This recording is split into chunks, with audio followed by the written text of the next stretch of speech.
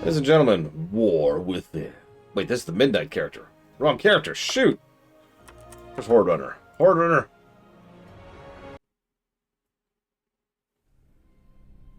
There's my boy. My boy! My boy Valerian, what's up? Today we're gonna put a little touch. Just a little touch. Right there. There we go. Much better. Behold. I have tamed Fyrek. I am ready now for the War Within. I saw a random comment before I cut off, which kind of stuck with me a little bit. They were saying that it was a hot take to say that War Within is the best expansion in WoW history.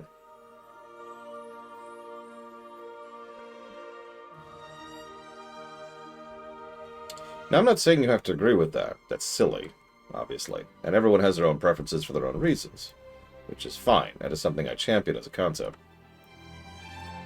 But, like, I can't imagine in any world where that's a hot take, right?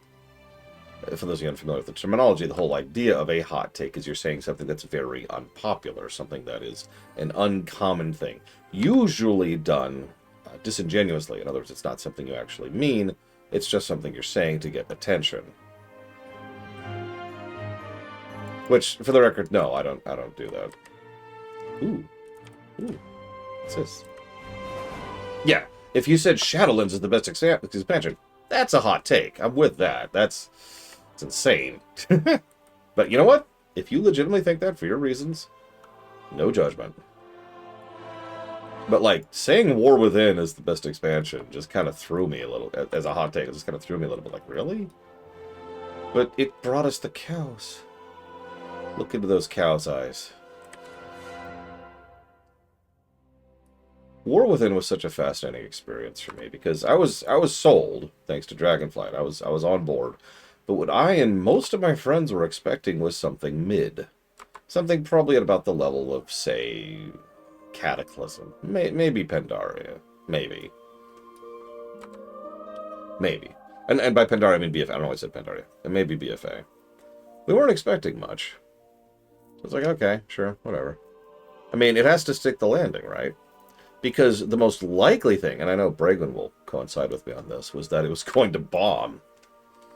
Like, right after Shadowlands to Dragonflight isn't much of a proven pattern, right? You know what I mean?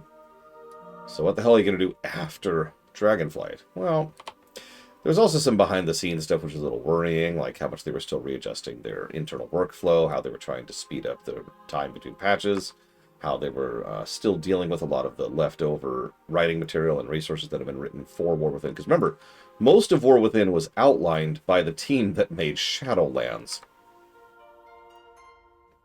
In point in fact, the first time we will see what the entirely new team is going to be doing, we haven't seen yet, because it's midnight.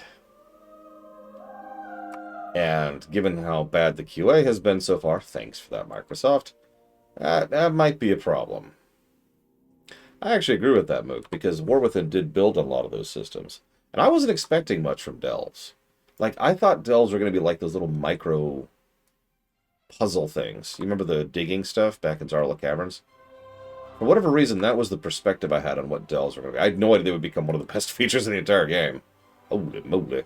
And they keep developing it, too. They keep delving it. Develving it.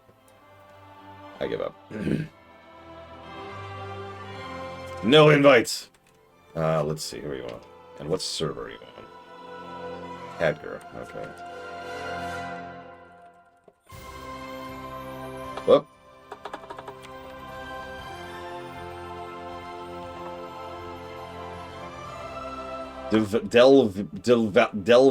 Oh my god. Developing it. There we go. Got it. Developing. That's strangely hard to say.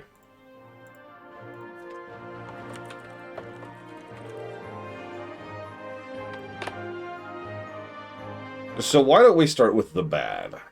War Within had bad, right? Right? Yeah. Okay. So what's the worst gimmick of War Within?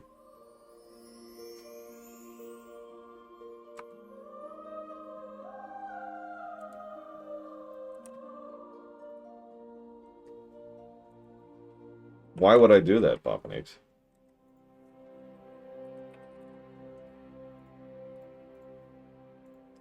When I already have the head. Also, screw skip groups. I'll just do it myself.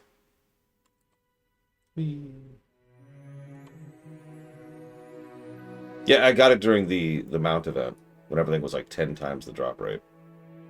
It's such a dumb... It's not even a good mount. It's not even a good mount. It's not bad from the front, but the important part of the mount is how it looks from the back. Because this is what you're going to be seeing all the time. And this is just kind of boring. Yeah, could you imagine spending years and years and years and then requiring a major event to get this mount, Valerian? Can you imagine that?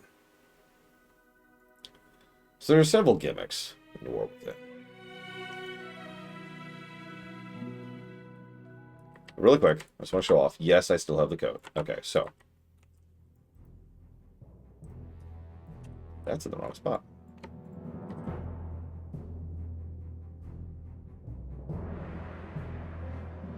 Oh, God, Moot. I mean, I don't even mind, honestly. I've said that before. Like, there's this weird perspective that's been in WoW since, well, vanilla, actually. But it really started becoming a thing in BC. Where some people would be against the very idea of someone getting something just because it's easier than when they got it. You know what I'm talking about, right? Well, I had it hard, so why should you get an easy ride, is pretty much the attitude. It's a very disgusting attitude that I'm very against, especially in real life, because it causes a lot of very serious real-life problems. See, owning a house, for an example of that in real-life application. I'm not like that. I'm cool. We're cool. Wee. Yeah, student loan forgiveness. It's another one. Subject. So, good evening. Worst gimmick. This is actually kind of close, because honestly, I don't think there's any such a thing as a legitimately bad gimmick. I don't know. I'll check in a second. But the closest thing that we have to a bad gimmick in War Within, in my opinion, is basically the Siren Isle. I know it's mostly a zone. It's a treadmill zone. But it kind of sucked as a treadmill zone. Because, first of all, there's no real story to speak of here, as we showed off during the run. Second of all, the treadmill itself is kind of threadbare. Third of all, it was made invalid almost immediately. I literally didn't have a chance to come into here to do this before Undermine was already out. Also, does anyone know what this is? They've been doing this since yesterday.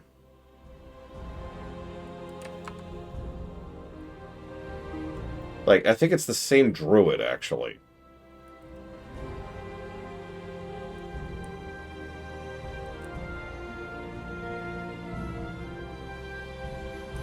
Like, I understand that it's a bot farm. That's not really the point.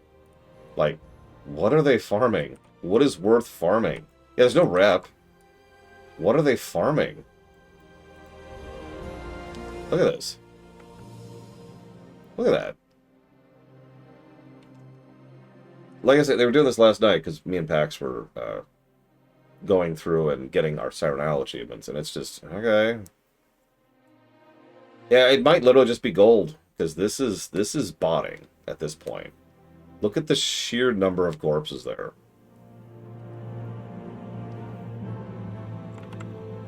I don't know. I'm not even mad, really. I mean, it's just eyebrow raising. Anyways, so the ring was, actually still have it on. The ring was fine. It was kind of cool, but not really. And the extra zone was, it was just such a nothing burger. That's really the problem. It was such a nothing burger. And I guess that's fine. Like, I would rather that than it be a sloggy grind. But that's it. Like, that's why this is the least good thing. It's still a good thing. I actually do still think Siren Isle is still overall a net positive, especially when it was live. But this is just kind of like, okay, if you go through War Within and 100% skip the Siren Isle, you miss nothing. That is arguably a good thing. But it is still just kind of a, okay, kind of a thing. What is this, and why is it here? I was asked a question, and I shall answer it. My horde is doing the ethereals just like everyone else is doing it. Look at the horde. Look at that neighborhood. That neighborhood is nowhere. Look at that. Shit. Let me set this as my active. There we go. There we go. Oh, yeah. That's much better. Oh, yeah. That's the stuff. All right. What's the best gimmick of War Within? Okay. Now that we've answered that, what's the second best gimmick of War Within?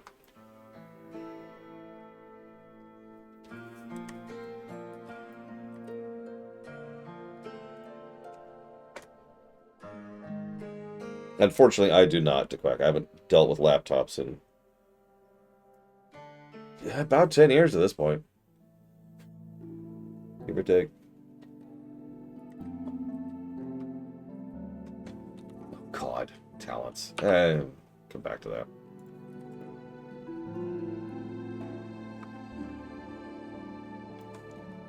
So, I have to admit, one of the things I want to do later, not now, I don't have time now. One thing I want to do later is find my button so I can look at what I'm looking at. Oh, right, they moved it. Right. Moved it up here. At some point in time, I want to go through and finish out Monoforge Vandals and the Galagio Loyalty Rewards Code. I actually think this is a great idea, by the way. No joke. Adding a reputation to a raid is not exactly a new concept. That's been around since Molten Core. But this thing, like, gives tangible benefits to raising it. For example, movement speed out of combat increased to 20% while in the raid. There's a house decor. Oh, there's a house decor. Oh my god, there's a house decor.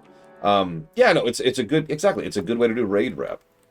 Because it gives you actual buffs and usefulness, and then there's some cool stuff. This increases damage and healing while in the raid. This makes it so that you get chance. Busted Rune Dispenser has been repaired and gives you an augment rune.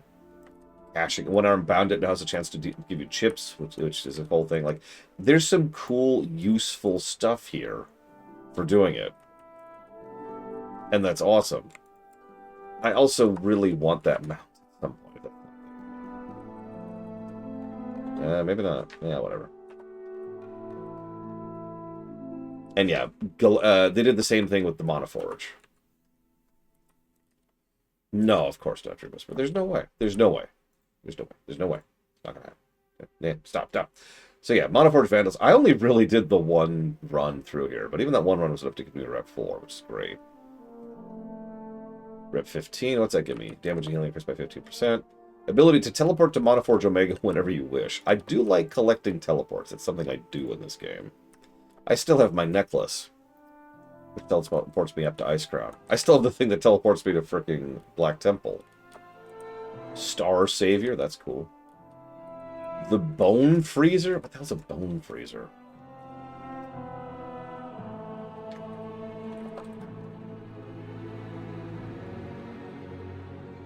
Interesting. Wow, 60,000 gold. That was a lot of money. So obviously the best feature, the best gimmick is Delve. Duh. It's such a duh that I feel silly for even saying it. That's why I said, okay, we now have to think of the next best feature.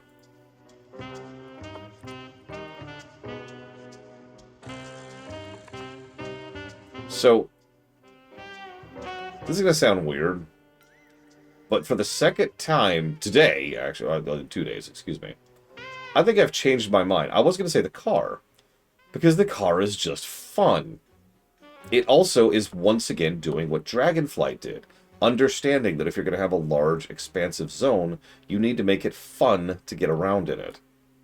And that's the car. They allowed it so that you can actually still enjoy the zone, and they could still make it this huge sprawling? We'll go sprawling. Look at this huge sprawling metropolis. And you can just zip around like this. Like, even though this is just for the zone, this is the playground approach. Now, I've talked about this before, but for those of you who haven't heard me say this, the concept of a playground, this is my terminology, by the way, when it comes to MMO design, is a playground is when you don't really have to follow the usual rules of progression or balance, because the rules that the new stuff that you're adding only applies in the playground, right? You're familiar with this concept even if you've never heard me use this term before. It's something I argued FF14 needed to do more of. And, if you remember, when I invented this term, it was something I argued WoW should do more of. Fun fact, WoW listened to me. So this is a perfect example of that. They give us this car, it's only usable here, and it makes this zone so much more fun. And they don't have to worry about loading screens or render radiuses or having to design the terrain around the car. They just were like, you know what? Here you go. Here's a car. Bwah, bwah, bwah. And yeah, Koresh has the untethered space. And there's other examples I can't think of right now because I'm just too tired. I apologize. I see I blinked for 5 seconds. I immediately crash. That's funny how quickly that happened after I blinked. But I think I've changed my mind. So I was going to give it to the car, and the car is great. The drive system is great. But I think I'm actually going to change my mind. I think the best gimmick of the game is actually the raid reps. Renown is nothing new. Renown was invented for Dragonflight, and it was just kind of a slightly different approach to rep.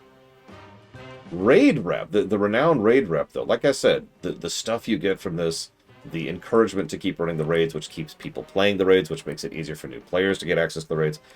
What this did, in addition to rewarding the players and all the other fun, usual stuff that it is, yeah, no kidding, move. But what this really did was something that FF14 does very well. Let me explain that really quickly. Let's say you start playing FF14 now. You've never played FF14 before. And as part of the MSQ, as part of the story, you have to go and do a dungeon. You're like, oh god, I've got to go do a dungeon. Okay. Well, you got a queue, right? Bonk. Okay, nowadays you don't have to queue. Just bear with me. So you got a queue. Okay, well, who's going to be running the equivalent of Dead Mines right now, right? Nobody. Nobody's running Dead Mines unless you build a system behind the queuing itself that encourages and rewards players to keep doing those dungeons. In FF14, it's called the roulette system. And in FF14, what you do is you don't queue for Dead Mines. You don't queue for... I can't think of any names. You don't queue for Rat Attack, and you don't queue for the Gobby Stop or anything like that. Instead, you just queue for, I would like a random leveling roulette. While you, the character doing this, are still leveling, this gives you a gigantic chunk of experience, like a third of a level plus. While you are max level, it gives you resources for end-game gear. Either way, you get something out of it. So players were encouraged to keep doing those roulettes, which meant new players would almost always be able to get a group. And this accomplishes the same general concept, at least just with the raids, making it so that a player is likely to get a group if they queue up for this. Because remember, this also works for LFR. So if you're just getting a random group, you could still get a random group. So that's awesome. But then Maverick brings up the other one I wanted to bring up, which is follower dungeons. I'm not 100% sold on follower dungeons yet. They're great, don't mistake me. They're a technical marvel. Let's just get that out of the way. I don't even have to write around. I have to check this out. Let's see. Dungeon. Nope. Here we go. Dungeon. You know what? Stone Vault. Boom. Wow, that took more than 3 seconds. I was expecting that to actually take 300. The reason I'm not 100% sold on these is just because, to me, this is the beginning of a great feature and not the end of it. But to be clear, this is a great feature. So, they follow you. Your luck, Bragon, I swear to God. They follow you, which is cool. They go along and do whatever you're going to do. And there's actually a way where you can have them set off, so they'll actually, the tank specifically, will go off and start going ahead of you and lead towards that direction. They will help tell you certain things. Like, they'll be like, hey, this boss does this, or make sure you do this, or now that we're done, we can do this. It's just, it's a nice little tidbit for anybody who's not aware of how the systems work, which is good. I also kind of hope we see more of these, narratively speaking. That's Captain Garrett from the tutorial thing. But, and the AI on them is really good. Like, the best in the business good. Like, I am still to this very day legitimately shocked. As I talked about during the review series, they started prototyping this AI in Pandaria. And they used it again in Legion, with several of the dungeon things there for the artifact quests. They used it again and they developed it again in BFA for the island expeditions. And so then in Dragonflight, which is where the Follower Dungeons actually came out, by the way, that's why this doesn't get the best feature for War Within, because Follower Dungeons were a Dragonflight invention. But point being, they really, really, really polished up the AI to make these guys useful and worth a damn. You can even like be stupid deliberately, and they will be able to adapt and work along with you, and that's awesome. So what are the downsides? Downside number one, it's not very lucrative. Generally speaking, you're just doing this for the story. Now, you do get story credit, you get quest credit for doing this, and that's fine and that's cool. But this is essentially story mode. And that sucks, because it leads to the second problem. It's piss easy. It is honestly pathetically easy. And that's a problem. Because it means any player who doesn't want to interact with other players, but still wants to actually play a video game that involves engaging their brain, gets to go suck a lemon. If, as a comparison point, lol, Carolina, all the way back in Pandaria, they added scenarios. I talked about that. And scenarios were fine until heroic scenarios came out, and those were great. Because those were lucrative, but also they were also hard. But also they were also. And that was part of what made scenarios so damn good, is that you could actually have legitimately challenging three-man content. Cool. But the problem here, and I will admit there is a flaw in my own reasoning. Because the issue here is that if you really want challenging three-man content, that's what delves are for.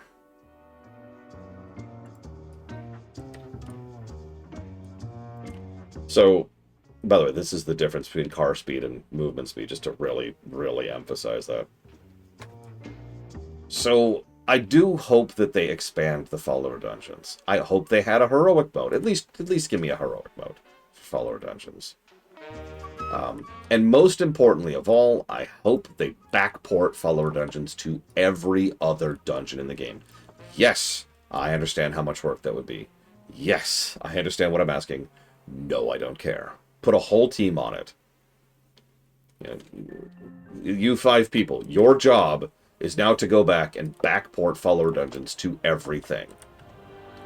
And it's really obvious why I want this, but in case I have to say this, reason number one, it neatly gets... that was Valerian. Hi, Valerian, and he's gone. It neatly gets rid of a lot of abandonment. Huge swaths of WoW's content are abandoned, that we gave gargantuan negatives for, because it sucked. You cannot viably experience a lot of those dungeons in any real way without having to twist your way through knots or do tons of stupid ways to get around it. Or just to go play Classic, which is a dumb argument I heard during the review series, by the way. Just go play Classic if you want to do Shattered Halls legit. That is a really dumb argument. I don't even feel the need to break that one down. Reason 2. It would be nice to do Shattered Halls with me and my friend and maybe one other friend and 2 bots and actually have a challenging and interesting experience. I'm fine with leaving story mode as is. That's fine. Don't touch that. You want story mode? Done. Cool. I am totally cool with that. Leave it. But give me hard mode? Please? Oh god, I gotta buy so many things this month. I don't have enough. I don't have enough. Oh god, I don't have enough for anything. Look at that. Oh my god, what is this? What is all this golden, amazing, Egyptian awesome? Oh my god, there's so many cool things.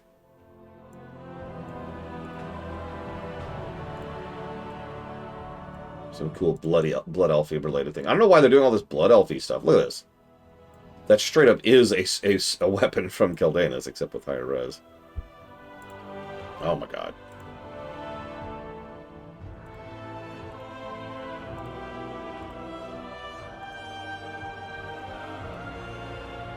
Yeah, I saw the bow. Yeah. So, where was it? Where was it? I just, at least I thought I saw it. Am I blind? I might be blind.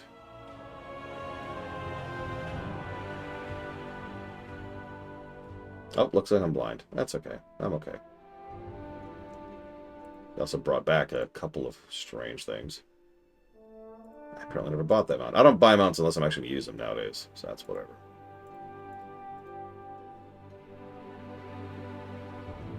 I'll have to look at that later, because now we got to talk about the worst class, the worst spec in War Within. Now, amusingly, by what is effectively coincidence, I could just cheat on this one, because I played every spec in War Within as part of the review, and I can just go and look at my own review notes and say, oh, it's that one. Boop. That's easy. Any thoughts? Basically what this boils down to is worst spec now.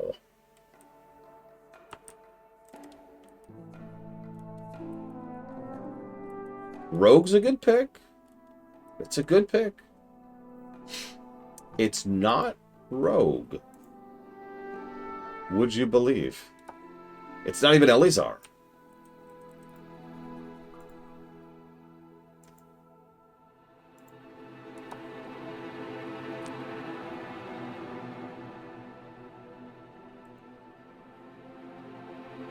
Interesting. Did they just... Is this new? Okay, obviously it's new. How new is this might be a more accurate and useful question. Ooh, ugly boots. Oh my god, look at those ugly boots. That's amazing.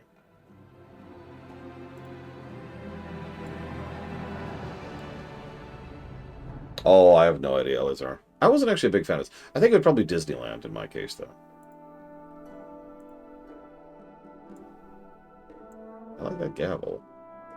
I'll have to look at a bunch of these later. Look at all this. Look at all this. Is there any food-related stuff? I like food stuff. After all, I need to get my at-home outfit.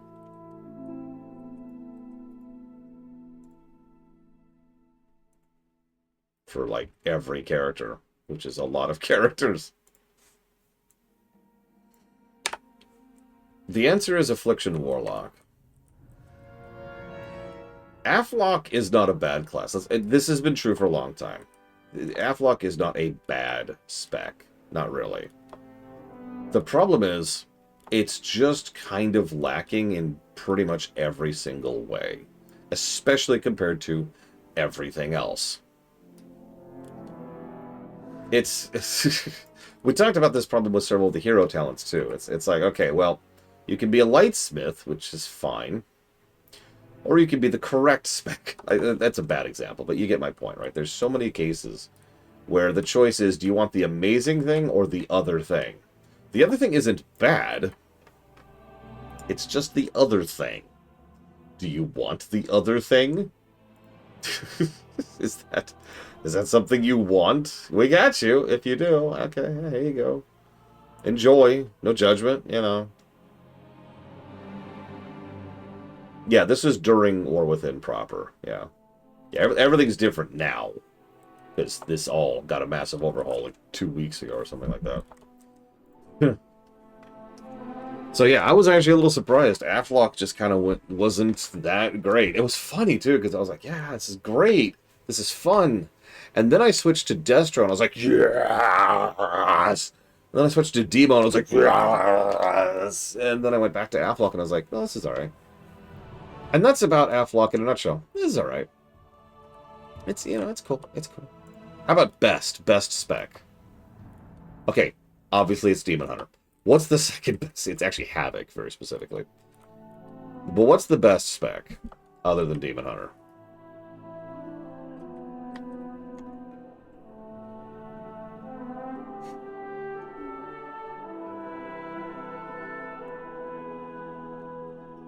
Paladin is in a very good place.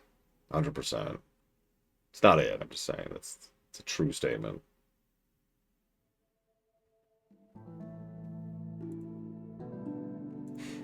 Shaman's in a great place. A lot of people tend to forget Shaman is just kind of baller right now.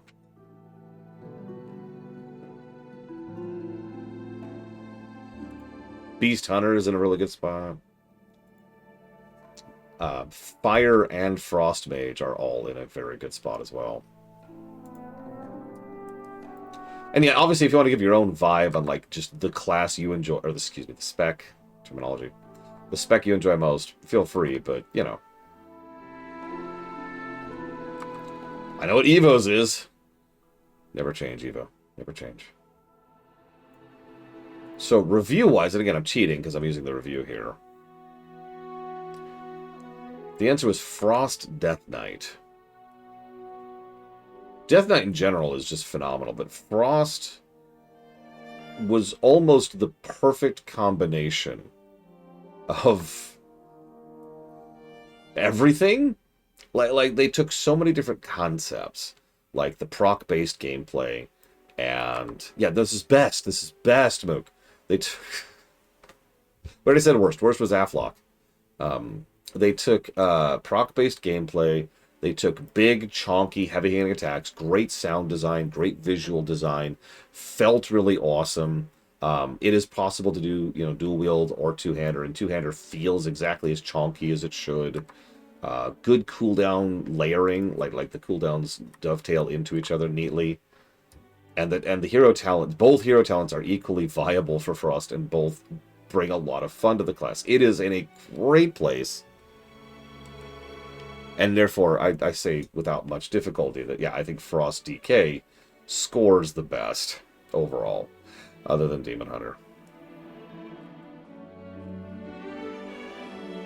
What's funny, I've been poking around at Devourer a bit. I'm not all that impressed with it.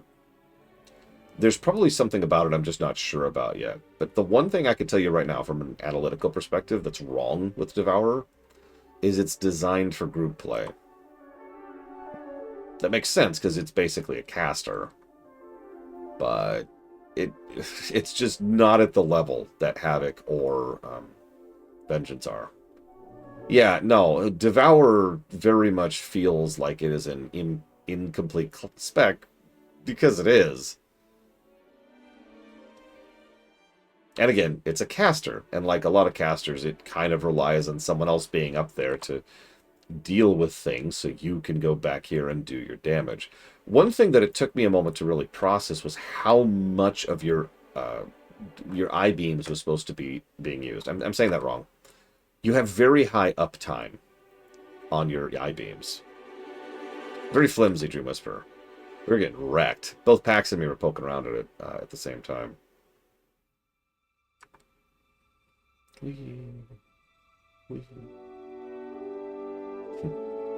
Don't mistake me, Devourer is still good. But yeah, it needs a little extra something. We'll see where it is in Midnight. Anyways, so what's the worst zone? Well, it's obviously Siren Isle, but as usual, that's a cheat answer. What's our worst leveling zone?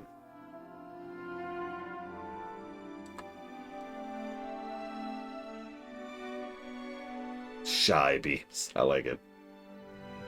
So as usual, this category is something of a joke. And yeah, you're staring at it. It's the Isle of Dorn. This is the worst zone in War Within. It got plus 43 overall. To put that into a bit of perspective, the Emerald Dream got plus 64. Which was the best zone back in Dragonflight. So the Isle of Dorn is still something that is over double the quality of most previous zones in this game. So like I said, this category is becoming a bit of a joke, but whatever. Jade Forest was 51. So this is still a bit below Jade Forest. But it's still a really good zone. Anyways. All right. Best zone. Okay. Second best zone.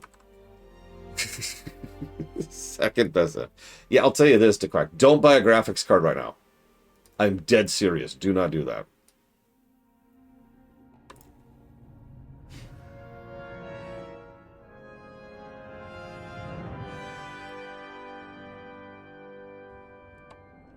So, once again, I'm cheating and just using my own notes. Let's get this out of the way. Undermined is the winner.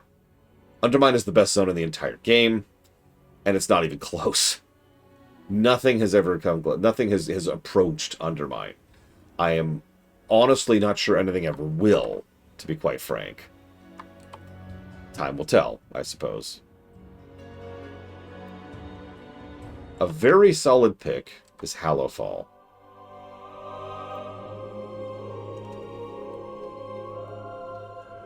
But if you asked me before we did the review, I would have said Ashkahet. However, this is why I like having receipts. Pound for pound, Hallowfall actually did win. It took the number 2 slot at plus 80. Which is crazy high, by the way. This is just an extremely good zone. Top to bottom. If you're wondering, by the way, Ashkahet got plus 79. True, Ross. Very true. In my defense, it took them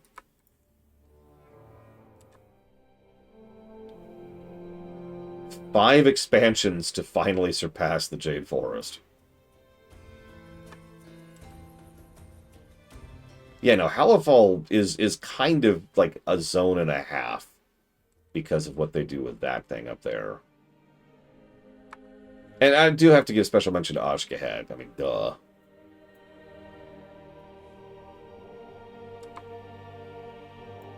I mean, that makes sense, Huthor. And I'm not going to diminish your point. I'm just, again, review-wise, it's Undermined. There's not even a question there.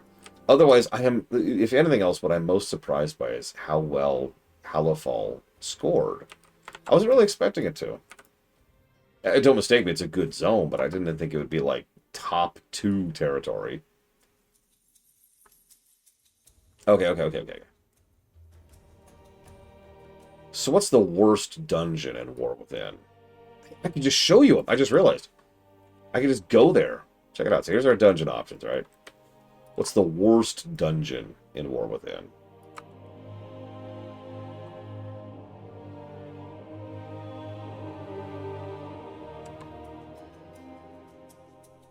Amusingly, this was an easy pick for me. Because while I like every single dungeon in this expansion, one of them is just kind of very clearly this is a dungeon, new player tutorial kind of a dungeon. And there's nothing wrong with that, it's worth noting. You know, there's no detriment to that being a thing. But it just means that it just can't be what all the other ones are. So, here, I'll just pop in really quick, because I can just do that. Isn't that great how I can just do that? Yeah, it's the Rookery. The Rookery is very much, here's what a dungeon is. And everything about it is, too. Which makes sense, given, you know, how much of the come back to Azeroth campaign they were pushing at this point in time. You know, you've got most of the basics of what a dungeon design is here. You've got some fun fights. You've got some good trash. You've got some good flow. Narratively, it's mostly just another example of what the kind of nonsense that we're getting up to at this point. I just realized I haven't spent my talents yet, which is why I have no abilities. Probably Huthor. In fact, I would go so far as to say almost certainly.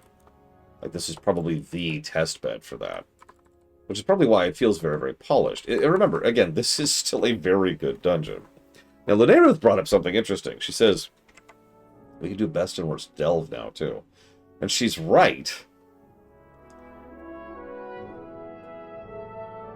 The real question... Yep, I did. I was going to say, the real question is, do I still have my notes on the delves? Which I do. Reviewing delves was actually really difficult to do for me. And, yes, Mr. Floyd. And I also had to really think about it, too, because I can't fairly review each delve, because each delve has, what, 4 different stories in them, and those stories can pretty substantially change how the delve plays. So, that's infeasible, right? It's just not really fair to even try to review that. It violates PFR. So I kind of had to do mostly a vibe check, plus a review check, plus double-checking myself on my own notes. And I did a whole thing off camera. I'm not going to bore you with it right now, but I do still have the notes from that. At a glance, There are two delves that ended up towards the bottom. They are the Dread Pit and Takrathon. They're equally bad. Yeah, I noticed they fixed the underwater thing by just removing the water.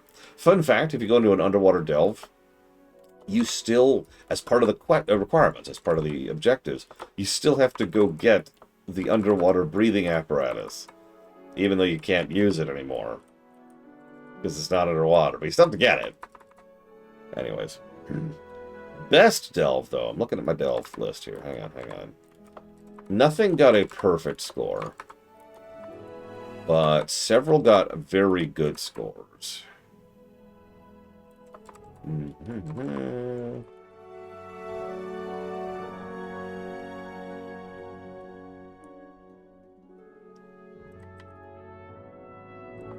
Oh, I remember Clear White Noise. They were, ugh.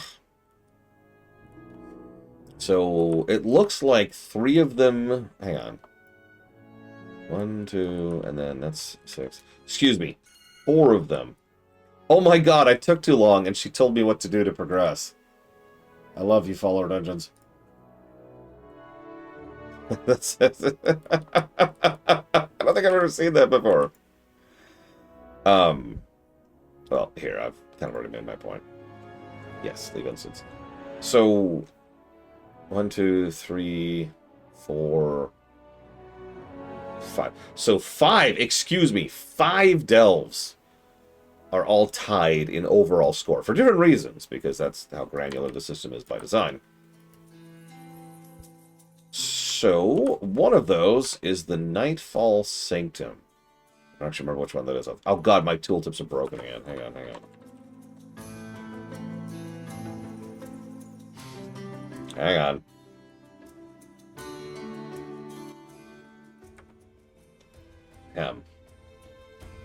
So that should be like over... Oh yeah, it's like right here, isn't it? Yeah, Nightfall Sanctum. There it is. Nightfall's... I can't see what it is. Why are my tooltips not working? Oh, I don't have the... I don't have that add-on. I want my add-ons back, Blizzard. Give me my add-ons back. Nightfall Sanctum, though, I remember it. So, from memory. Nightfall Sanctum is the one. I'm going to do something really stupid. I'm going to log on an airship. This is the dumbest thing I could possibly do. Nightfall Sanctum, according to my own notes, it had really good level layout and design. Like, you had the one thing with the traps, you had the one thing with the cannons, you know. There was the beam weapon you had to avoid, you know. There was the stealth section. It had really good trash design, and it actually had a fun boss.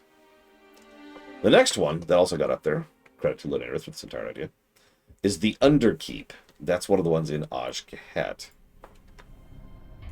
The Underkeep was just good all around. Nothing really stuck out. It was just good level design, good trash design, good boss design. Excavation Site 9 was very high up there as well. Excavation Site 9 is the Blorp one, where you have to deal with the Glorp and the Gluck, as well as the Clunk. It's down here, yep. I knew that one just from memory. And yeah, there's Underkeep. It is a little on the large side, I'll agree. But it's still a very, very solid one. All of these have a couple of little asterisks to them. That's why there's no clear winner here. I also didn't think about this until the narrative said about 10 minutes ago, so... I also have to mention Archival Assault. That's the new one. That's out here. That's this one. Archival Assault is a very smart reuse of the Blue Dragonflight dungeon, I can't remember the name of it right now, from back in Dragonflight. And they did some cool and interesting and fun stuff with that. No pink elephants. Which one was that? That's Mycomancer Cavern. Mycomancer Cavern actually scored very highly. It's just not as highly as these other ones. But you asked me for score. What do you want from me? You want vibes? Okay, here's my vibe thing. Well, Vanilla, it's the greatest thing ever. Oh, sweet, poor Vanilla.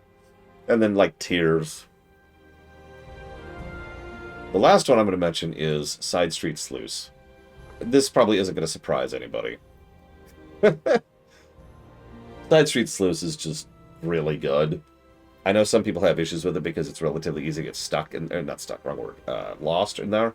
But I would actually push back against that because at any point in time you could just go in any direction and it loops in on itself in multiple directions.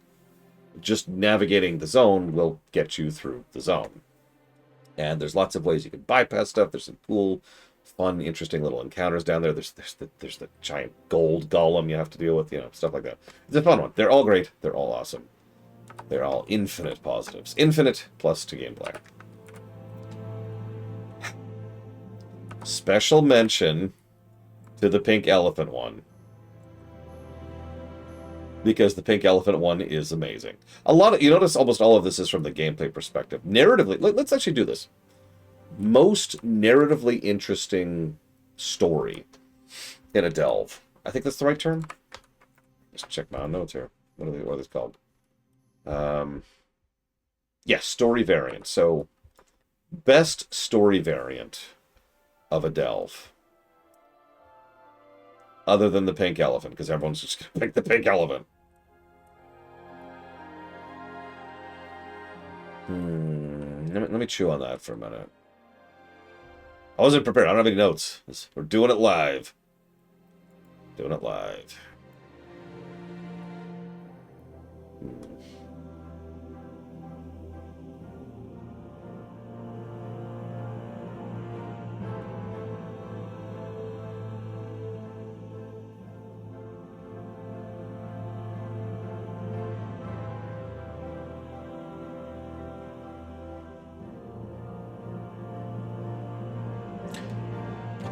Honestly, I've already mentioned what I think is going to be my number 2 pick after the Pink Elec.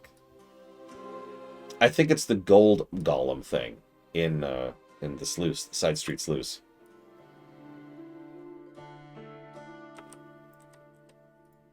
It's fun. It's interesting. It's the idea that they had dumped so much trash down there and so much gold that it kind of got up and started walking around and causing problems. I don't know what to add to that. Bonus points to one of the very, very first ones I've ever seen. Yes, I have, Luthor. Which is this one. In Kriegwald's Rest, I think it's just the basic one, which is when you go in and it's all dark. It's all shadowy, and you can't see past the light, and you have to use the light to go through it. Which is a great follow-through of the whole darkness concept, something they would do even more with in the second zone. That's another very memorable, fun one, story-wise, for me. Anyways, moving on. So, worst raid, it's Nerebar. I don't even feel the need to make this point. We have the same problem Dragonflight had. There are 3 raids. Pick a worst and pick a best.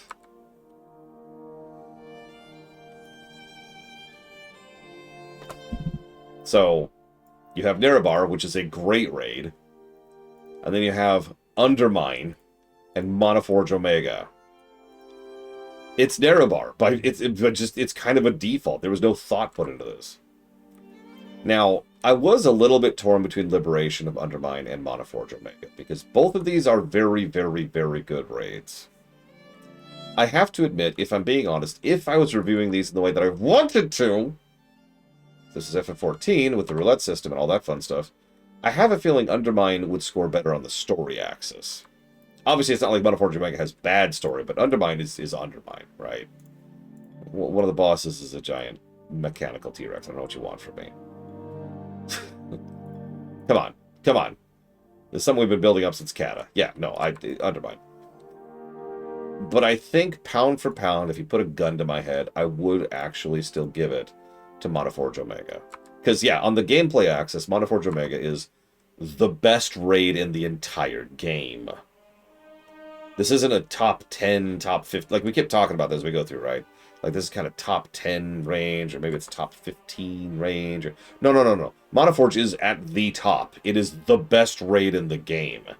It has smart trash design. It has incredible boss design. It has fantastic looping. It has good shortcuts. It has good... The rep design, which helps you get back into it. It has good navigation in order to get from one boss to the other. It is just... true, Pillars of Snow. It's just really, really, really, really, really good, top to bottom. No notes. Absolute raid. Now, how about dungeons? Wait, I already did dungeons. I didn't do dungeons. I didn't do best dungeon. What's the best dungeon in War Within? I was extremely torn in this one. We don't have an easy win like we did with several of the previous expansions. There's no Dawn of the Infinite in War Within.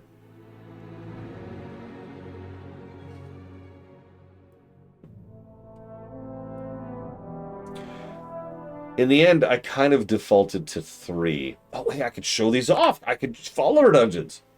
Follow our dungeons. So let me show these off here. Am I on me? I am on me. Perfect.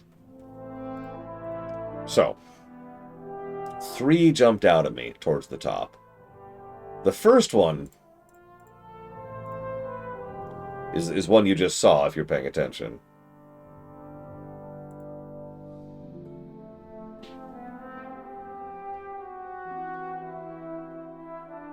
I've really liked what they're doing with Mythic Plus stuff, and Mythics in general. I forgot to mention this during the Dragonflight section. Dragonflight was the first expansion where I dipped my toes back into the Mythic scene. Because they just kind of were better. So this is the City of Threads. If you're paying attention, this is very similar to the Court of Stars in overall construction. It's a city, and we are infiltrating that city. And the goal is to, not just massacre our way through. Ignore what I'm doing right now. Ignore the massacring. Avert your eyes, citizens.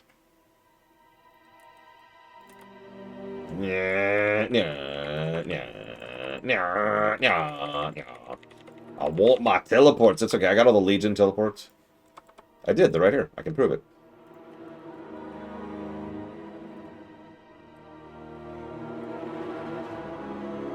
So the idea is you're supposed to navigate the city, and the first step of it is actually relatively vanilla.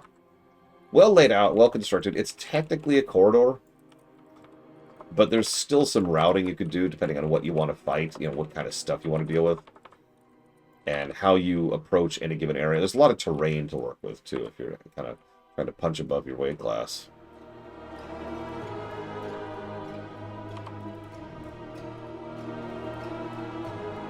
Yeah, then there's the guy with this, hang on, look. Oh, God, I'm pulling way too much. The DPS is pulling way too much. No!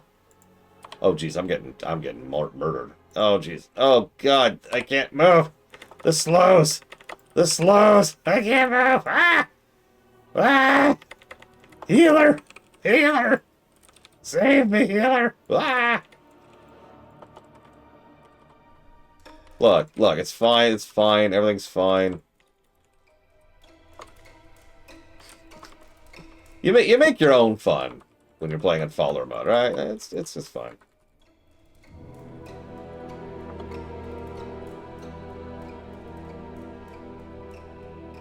Well, the Nerubians kind of left the narrative as soon as we left the launch MSQ. First patch was all about the first major patch, was all about the goblins, and the second major patch was all about the ethereals.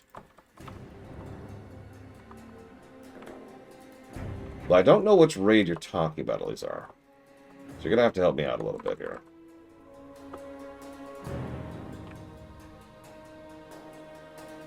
So, like, during the patch within stream, we basically didn't talk about them because they weren't relevant. Okay, so, first boss.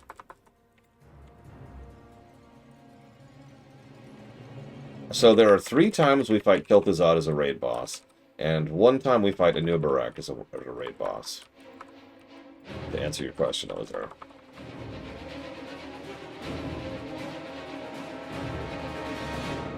On Wrath? Yeah, this is... Which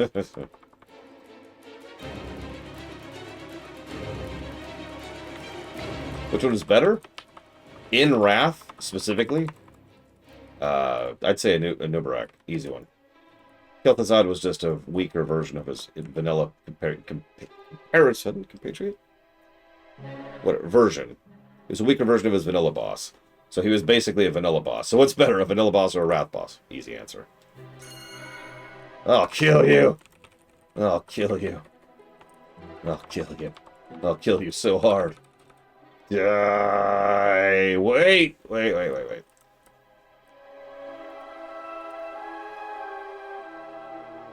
I like he was like, wait, please, hang on. Let's make a deal. And this is why this dungeon is so good for me. Obviously, it's good. It's a great dungeon. And then, This guy gives us a perfume. And all of a sudden, all these people are now friendlies. And now we can chase down... And yeah, now it becomes Court of Stars. As we try to find the person and say, I accuse you of being a demon. And she's like, I'm not a demon! And you found me out! Yeah, it's great. I love this dungeon. And there's an old man walking his dogs. That is not a joke.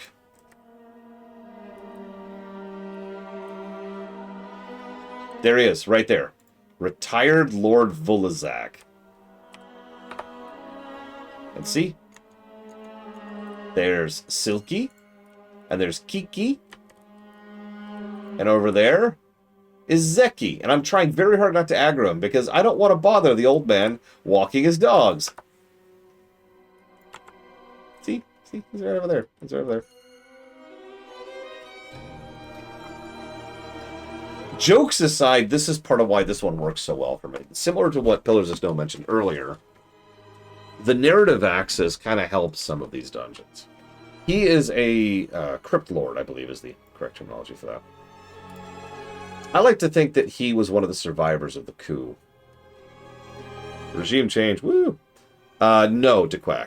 Don't worry. You'll start up WoW, you'll get to Dragonflight, and then you'll do War Within, and never go back to the older stuff. I know, Lunar Earth. Isn't that great? Abandonment negatives? Nuh-uh.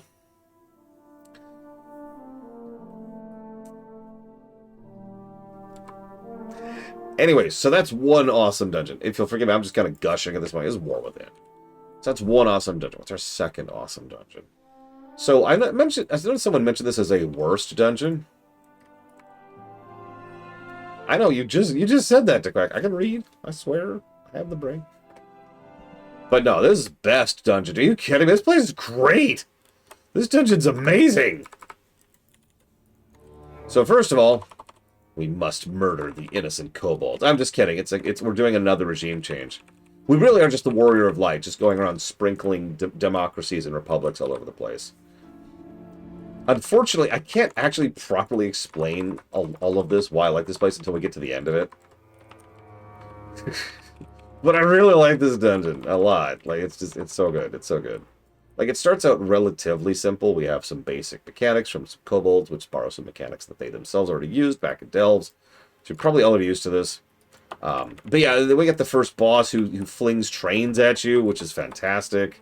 The second boss is a wax elemental, which you have to, like, melt, which is great. The third boss is like the Candle King, and arguably the narrative final boss of this place is the Candle King himself, because that's what we're here to stop. We're here to stop him.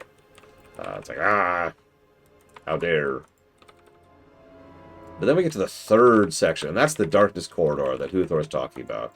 And while they probably should fix that up to make it better on Mythic, I cannot in any good conscience say that it's anything other than amazing when you're not in Mythic.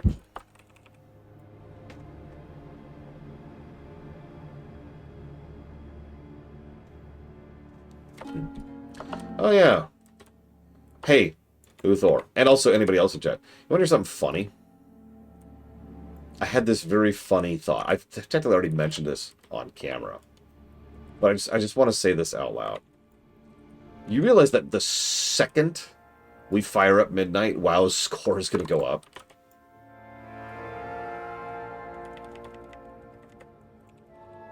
The second.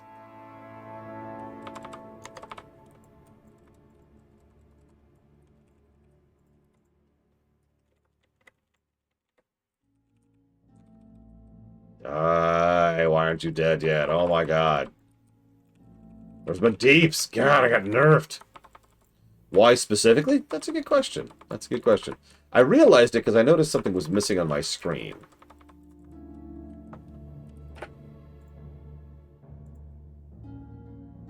So we'll go ahead and put that up there. And that right there. There's other things.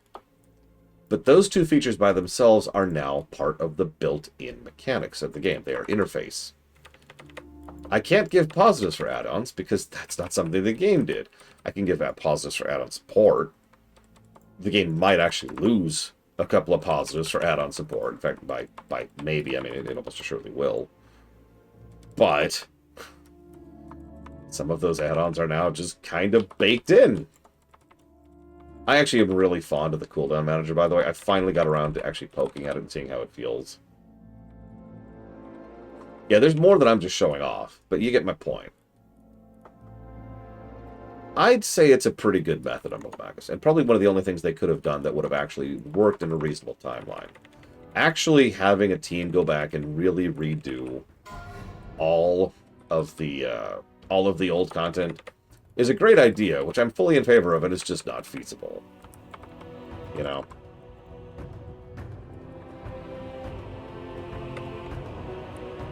Yeah, we'll see, Kara White Noise. Right now I'm still having issues with things like, say, Z-Pearl, which has apparently been running into some issues. Also, in fact, there are 3 add-ons I want most of all, and all 3 of them haven't been updated yet. Z-Pearl, Quartz, and Elcanos.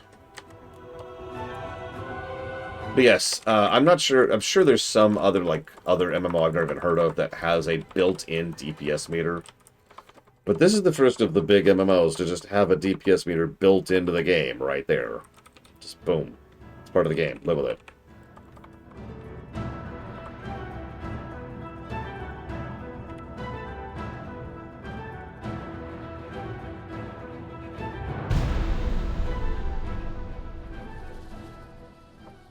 Anyways, I should probably stop here.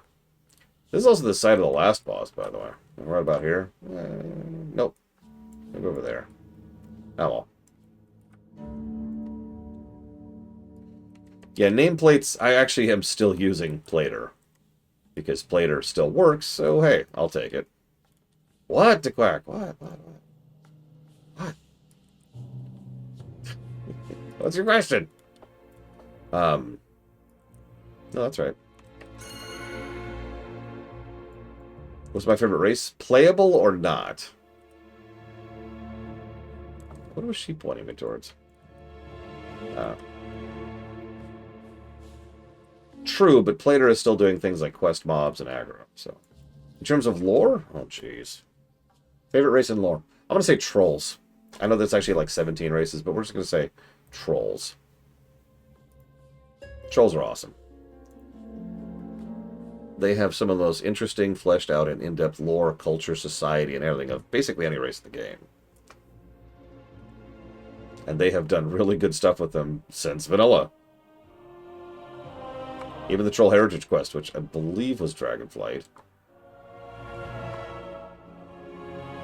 still had some awesome stuff to it. Yeah, exactly, Huthor. A lot of the interfacey stuff they've been doing feels like good first step to me, good building blocks. I'm hopeful, hesitant, worried because of the Microsoft thing, but still hopeful. So both of those are fantastic dungeons, right? We've got the city, we've got the Dark Flame Cleft with the shadow and the train ride and everything about that. But if I'm being honest, you know the dungeon I was going to pick. Never, DeQuack. I will never do a lore run of World of Warcraft 9 years ago.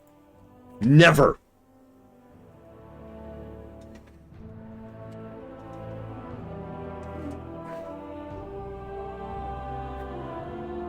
It's been 9 years.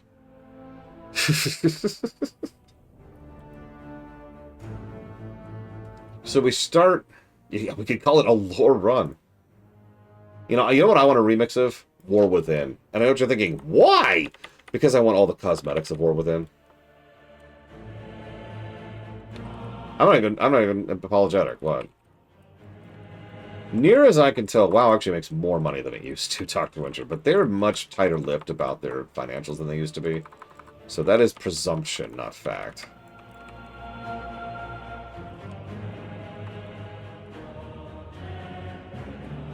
Anyways.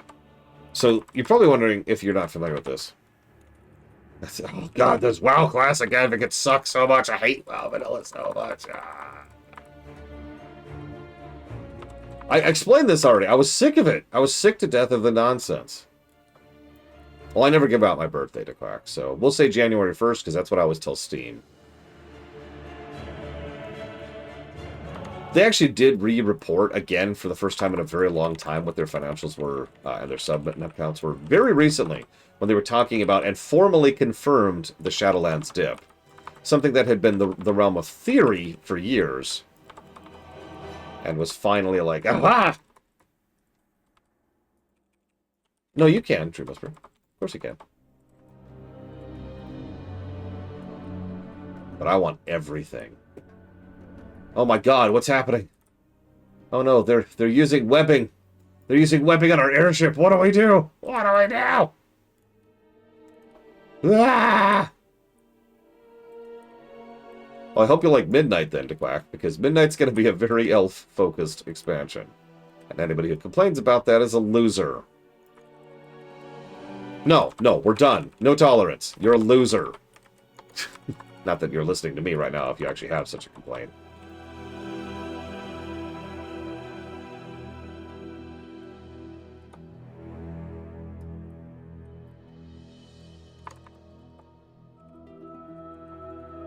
Hang on, we gotta get rid of all these borders. Ugh, get off my ship! I'm sick and tired of these cultists on my freaking ship.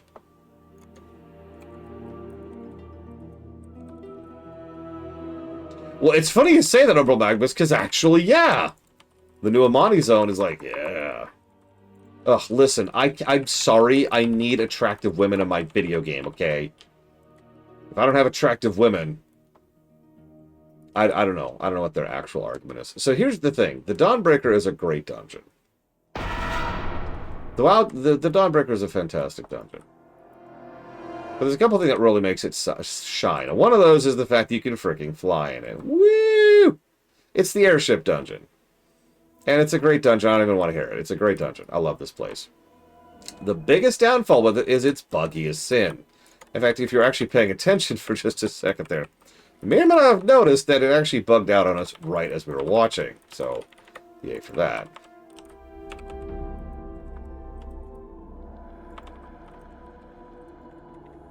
Lichong. Sorry. It's full of Nerubians. You know, I never thought of it that way before. That's a valid point.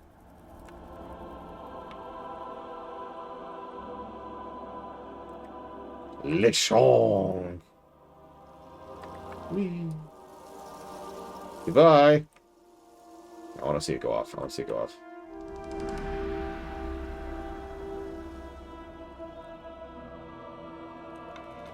Boom. Anyways, this is a great dungeon. This is probably pound for pound the best of the dungeons. But I think all three of the ones I just mentioned are all amazing for, honestly, kind of different reasons. Okay.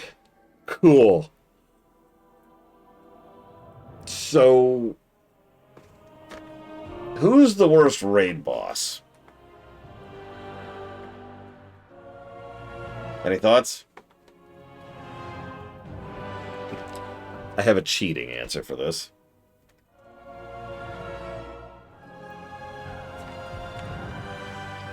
Rick Reverb.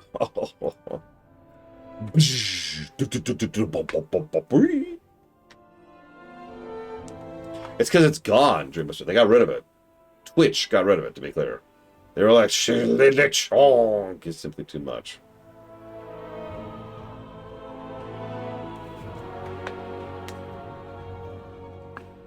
But yeah, he's an interesting fight. That's a word we'll use. So I'm going to tell you the cheat answer first. The cheat answer is Chrome King Galliwick's story mode. I just want to stress this because it's still a good fight, but it's a little bit lacking in story mode. And then you do it in LFR. And just the jump up from story to LFR was a huge increase in quality of the fight. I can't even imagine what this fight is like on like normal or heroic. Never mind mythic. But no.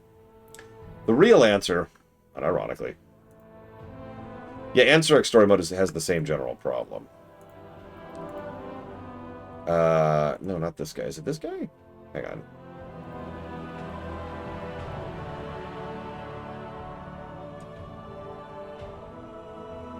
No, yeah, this is it. Again, yeah, this is the meat one. None of these fights are what I would call bad fights. But yeah, the problem with this fight is it's effectively a one-phase fight, which is fine, that lasts for 3 phases. Or however long, right? And that's its main issue.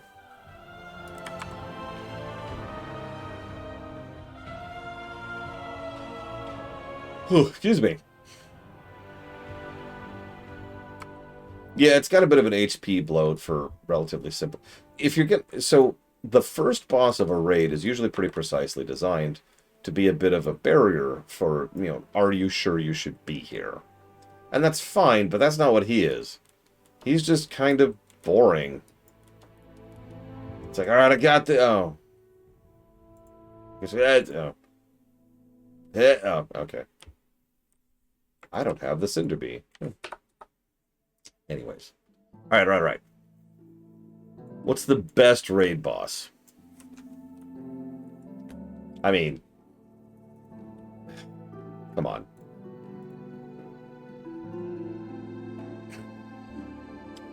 Just...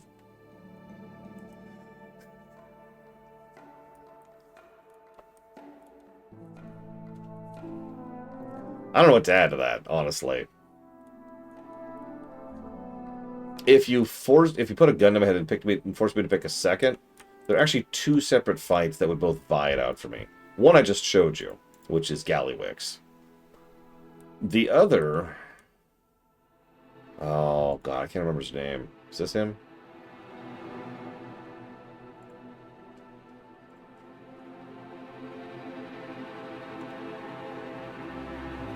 Yes, this is him.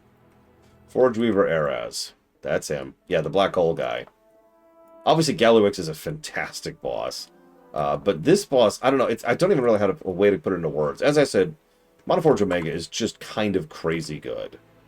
The way this fight works is you start off, and you've got to kill ads in a certain order, but not too many, but not too few. And you want to like kind of manage the ads, and there's a certain part of the group who's just, that's your job, while everyone else is dealing with him. You do that for a little bit. He goes through a bit of a transition phase. But then towards the end, he like effectively shatters the window over here. And starts a black hole. And at the beginning of the fight, it's this really, really gradual pull. It's like this, right? It's just this tiny bit of a pull. Slowly pulling you in. And then it's more. And then it's more. You get it? The rate of increase, I believe, varies. But either way, it is a very fun, interesting fight. That also varies greatly based on your specific spec. I will admit, I am at least partially positively inclined towards that fight, because I play a Demon Hunter. And I have all kinds of things I could do to keep up from that. When we first actually killed that jackass, I think we only had 5 people left alive, because everyone else had been eaten. And the only people left alive were monks, druids, and demon hunters, who were just like, at that point, towards the end of the fight, he is pulling in so fast that your run speed, this right here, is no longer sufficient to push against it. You have to be doing some kind of effect in order to be able to push against the pull. Still a great fight. Okay. Best dungeon boss. I actually already have my answer for this one, because I already tried to show it to you. But then Lord Harrimot was like, ugh, I hate it when you do content on camera. Ugh. And he spit on my face. So, quite possibly, Lord Harrimot. None of ours did. Earth Mother works really well on Romagos. Or also the slaughterer of the game. Oh, no, I've got it. We'll call her the World of Warcraft. I'm sorry. I like Earth Mother. And I love this fight. So this is the Darkness. Fun fact, he hasn't come back yet.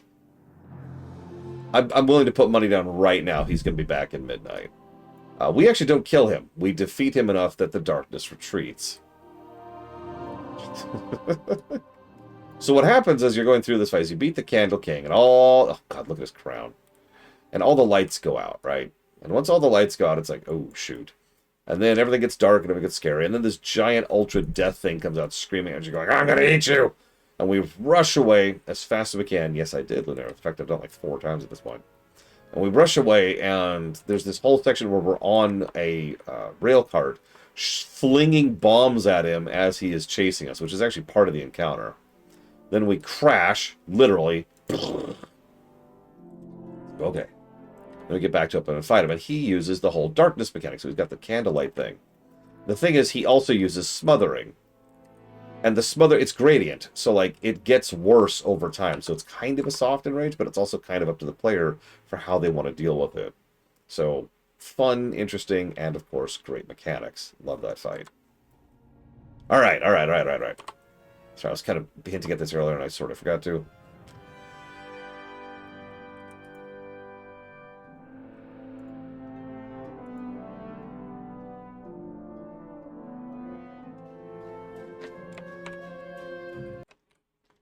Best individual song in War Within. Now, I imagine a lot of people's answer to that will be Dementia.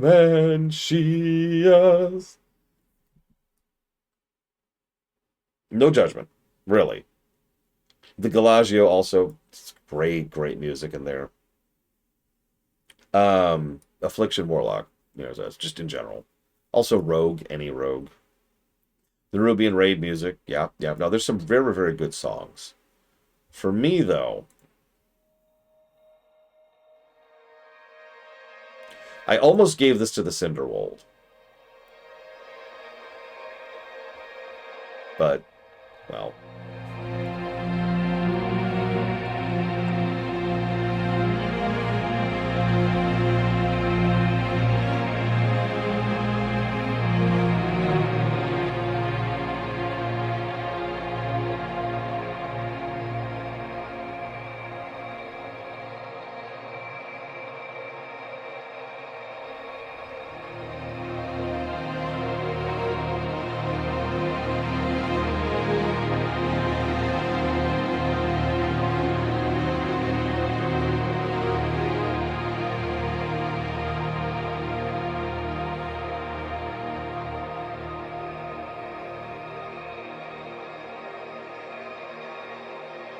There's a lot of really great songs in War Within. It's got one of the better soundtracks we've had in a while. But, man.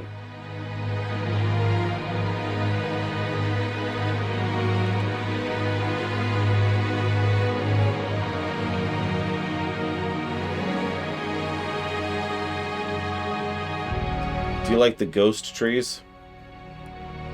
You see, not all the tree is actually there. See?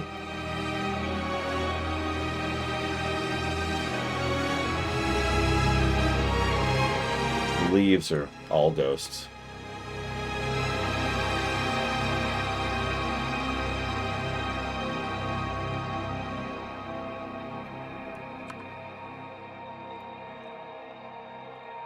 Alright. Zone with the worst overall graphical design. It's Game Geek! That's the worst zone right there.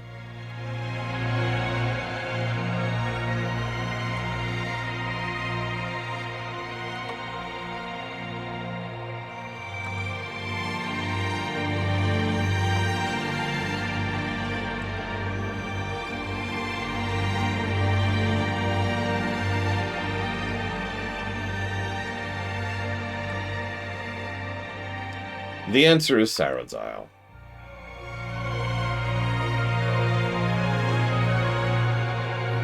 I've already shown you. I'm not going to go show it again. The answer is Siren's Isle. 100%.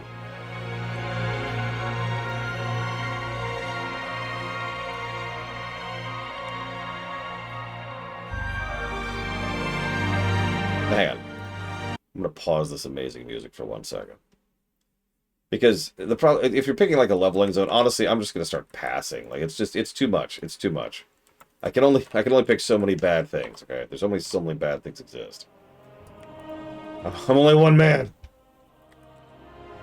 So let's switch this. What's the best zone graphically? Which zone has the best overall graphic approach and style? And you know the answer. I was actually very torn on this. Because, honestly, Hallowfall and Ajkahet are both absolutely gorgeous looking. But there is only one answer to this question.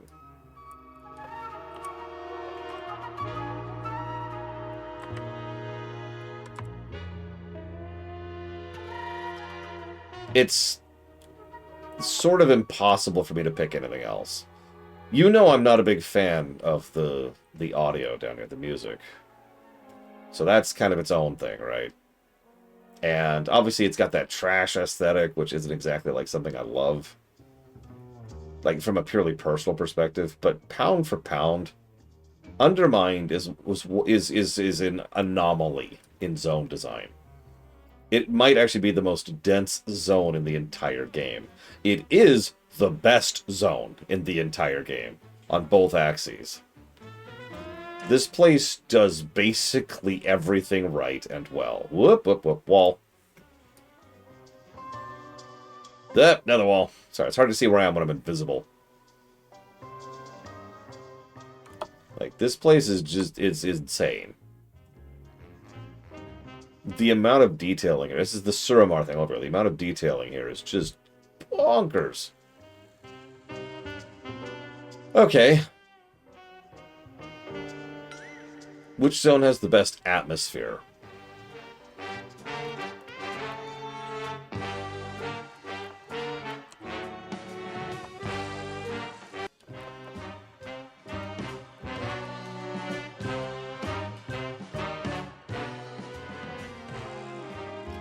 Yeah, unfortunately, this is honestly a bit of a gimme for me. It's like Game Geek. There's no choice as to who the best person is. It's Game Geek, obviously. Again, atmosphere is kind of tricky, because atmosphere can be a lot of things. Obviously, Undermine does have phenomenal atmosphere. So does Halifal. So does the Isle of Dorn. So does Ashkahad. But, I mean, sure, give me 1 second, though, Dr. Hunter, please. Obviously, we've got, like, the thing is, as I mentioned before, there's 3 distinct atmospheres to Koresh, which I think is what pushes it above the others for me. We've got the almost Clockwork City thing, right? Then we've got the barren wastelands with the crushed, desiccated remains of a dead planet in the distance, with a black hole in its center. And the wasteland with that amazing music that I was playing earlier.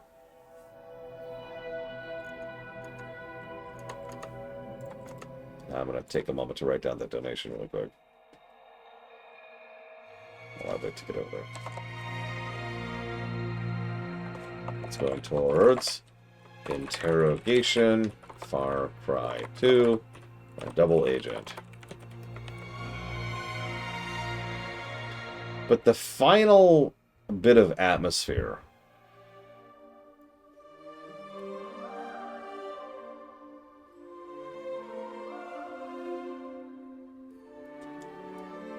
it's hopeful, which is not something I would have expected from this patch, nor out here. This is also what Ecodomes probably always should have looked like all the way back in BC, and yeah. Venari mentioned several times that it has cost her basically her entire fortune to build these domes, and I believe her.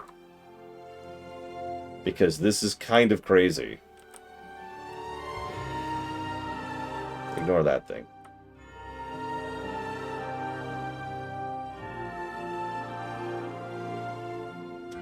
Three distinct atmospheres in one zone is already impressive. Yeah. Koresh wins for me. But for now, ugh. So, thank you, Game Geek, very much. I'm going to jot that down for Double Agent, Far Cry 2, and Interrogation. And now I gotta see what Dr. Winter said. Let's see here. Let's see. Ah! I gotta accidentally close the window. Perfect. That's exactly what I wanted to do. Perfect. Alright, let's see. Dr. Winter says, why is your face so ugly? You know, I've always wondered that. I think I was just born this way, you know? Ah, so what's worse? A boss with bloated HP or one that uses stuns to prevent you from doing things intermittently? Honestly, I'd probably go with the HP. Irritation is irritation, but boredom is worse for me. That's also speaking from experience, because, good God, bloated HP bossing is a thing that goes back to shoot 'em ups in the arcade, right? Like, that's an old concept. This goes back to the 70s.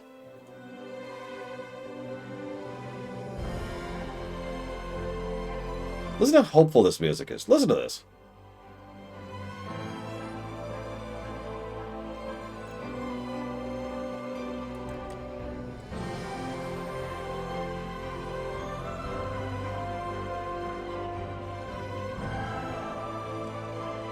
In fact, it's so hopeful. I'm gonna go kill that guy.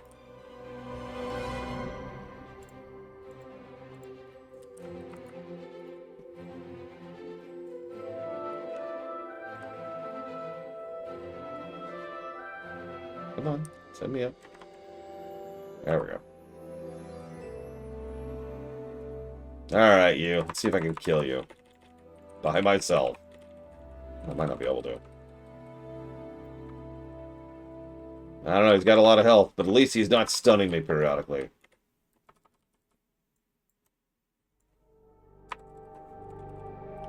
Can you imagine? Ugh. I don't actually know what the name of that song is. Oh god, I can't metamorphosis. That's another bug that's gotten worse lately, by the way. Ah! Damn it!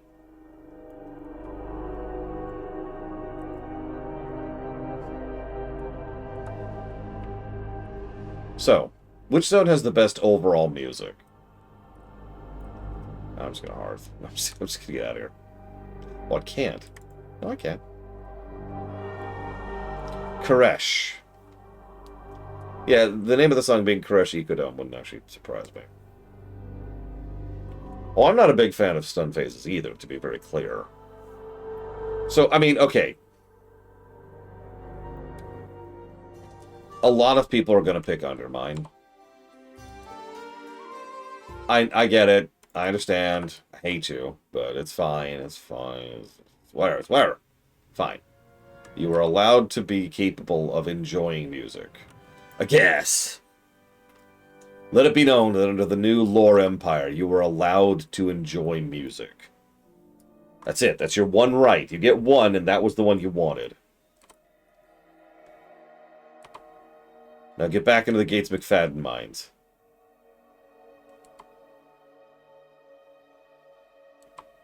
I don't know what that would mean. I'm just...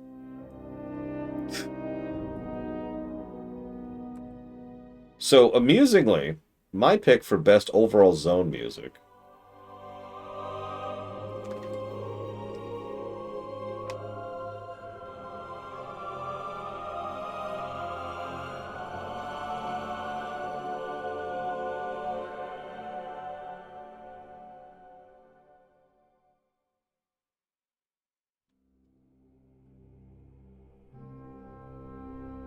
I mean, they all rock. They all rock. All of them. Like I said, War Within is probably the best soundtrack we've had in a hot minute. Since BFA, I'd say, honestly. And I can't really show it to you, but there's also a shadow thing, too. Like a shadow version of the song. Which is all horrifying and terrifying and death-defying and destructifying.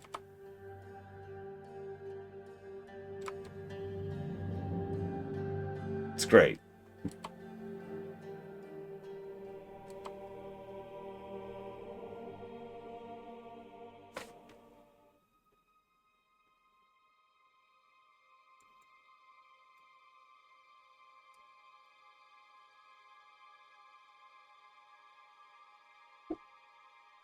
You may enjoy music. Sorry.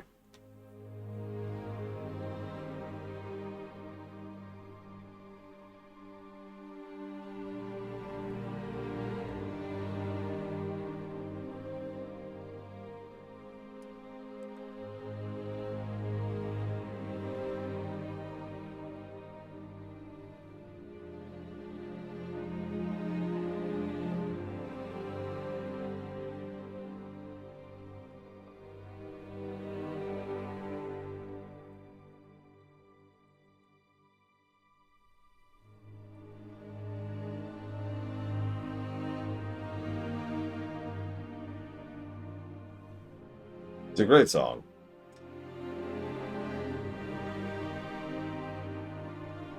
And yeah, Hallowfall, one of my favorite little details, all the flowers are all facing that way because, you know, that's where the sun is coming from.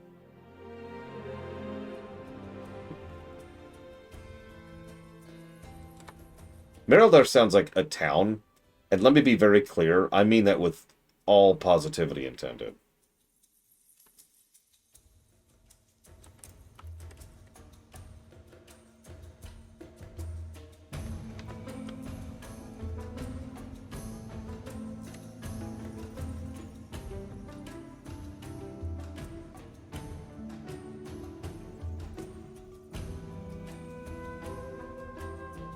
I haven't listened to anything in Midnight other than the new music.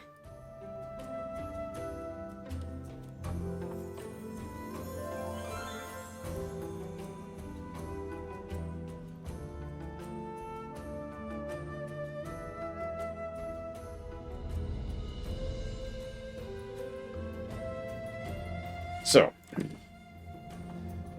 best side character. Just like in Dragonflight, we are absolutely spoiled for choice. Hi, Zara.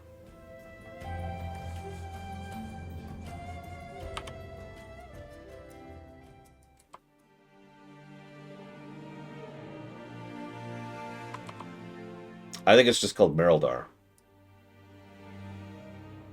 Oh, absolutely, Dequack. Especially with Dragonflight. And War Within, this one.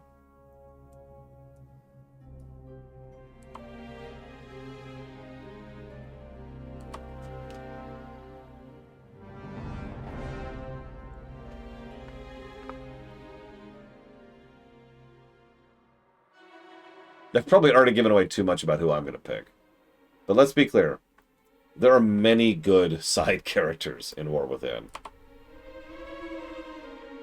I was actually tempted by Kargren, the Orthan who has the dementia problem. We also have... Oh god, I can't think of his name. The primary baby Nerubian that the Weaver employs. Weaver herself probably qualifies as a major character, I would say.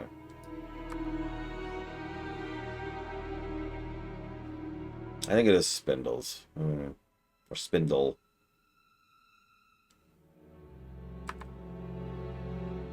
Honestly, there's so many good side characters to hear. I was kind of hoping a few other people would jump in with theirs. Because there are many.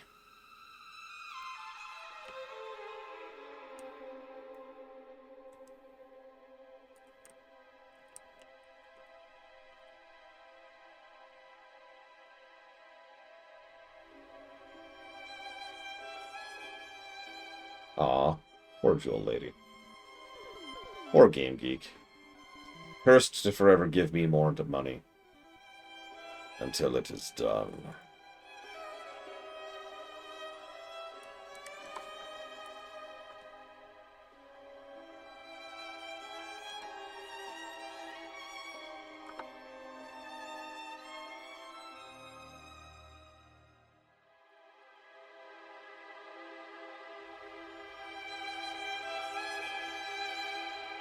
Oh god, where is it? Hang on, I'm a little turned around. Give me a sec. This one, maybe?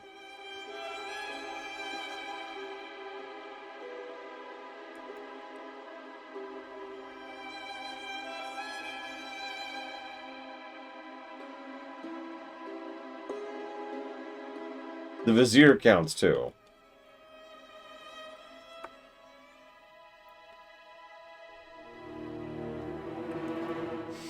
Flavor enhancements and assassination supplements. Why?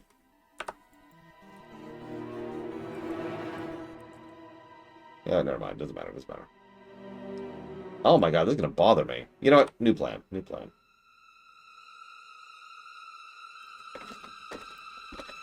Ugh.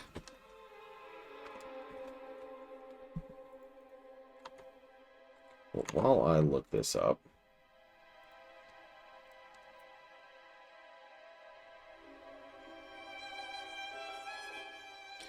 Nobody mentioned any of the kobolds. I'm all sad. I can't remember their names either, to be quite honest with you. There were several. One of the first friendly kobolds we made is in the Ringing Deeps, and she's like, "Help! Help!" Oh, is Skitter her name? Oh my god, I'm gonna feel stupid if Skitter is her name.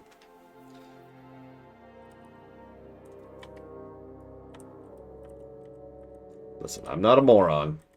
I'm an idiot. There's a difference. Oh yeah, oh my god, the Arathi mage who's murdered by the cultists. Oh my god, no, that one was so terrible. If he had cast Portal instead of Teleport, he would have been alive. Do you ever think about that? If we had gone with him, we could have saved his life. That's not even a joke. Like, that's not even some kind of, oh, man, you know, Jar Jar. No, literally, the reason he died was he cast the wrong spell. And it's treated as like a doop, it's kind of a silly moment. And then we get there and he's dead because he's been murdered. Oh my god, that question went hard. Thank you, Umbral Magnus, for the donation.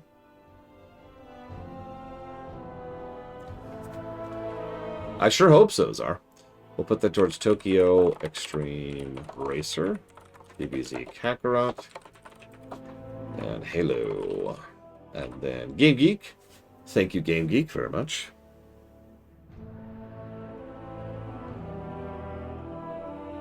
Always appreciate, and I will put that towards Dragon Age 4, Epic Mickey R, and Pathfinder.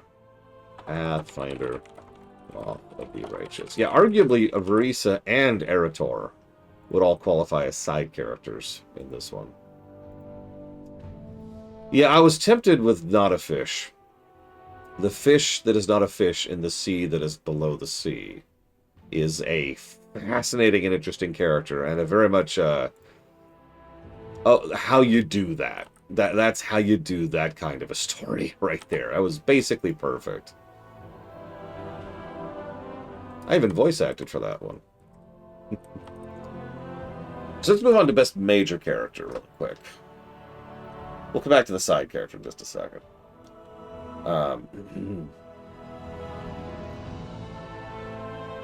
They've got plenty of money, so they can wait.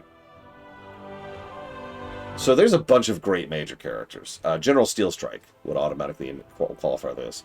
I would also give this to the Vizier and the Weaver. Especially the Weaver. Oh, wait, Skitter.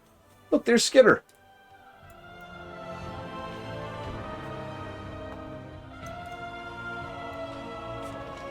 Hi, Skitter. Uplander, hello. You have shinies, yes? We have many shinies. What are you after? Ropes, hooks, maps. I have rope and hooks, but I don't have any maps of Kazalgar. I have maps of Azeroth, but you probably don't actually want any of that. You have maps of Big World? Oh, I want maps of Big World. Okay, then. Rope, hook, maps. Anything else? What's the name? Whoever that is. You have candle? What was that? Oh, it's Kraken's-on. Sure, I can throw in a candle for free. You give candle? I take candle? Sure. This best day ever! Skitter's great. I also have to mention, I know this is kind of a side character, but it's enough of an asterisk that I wanted to mention Marty's Zoom card. Marty's the lawyer. The goblin lawyer.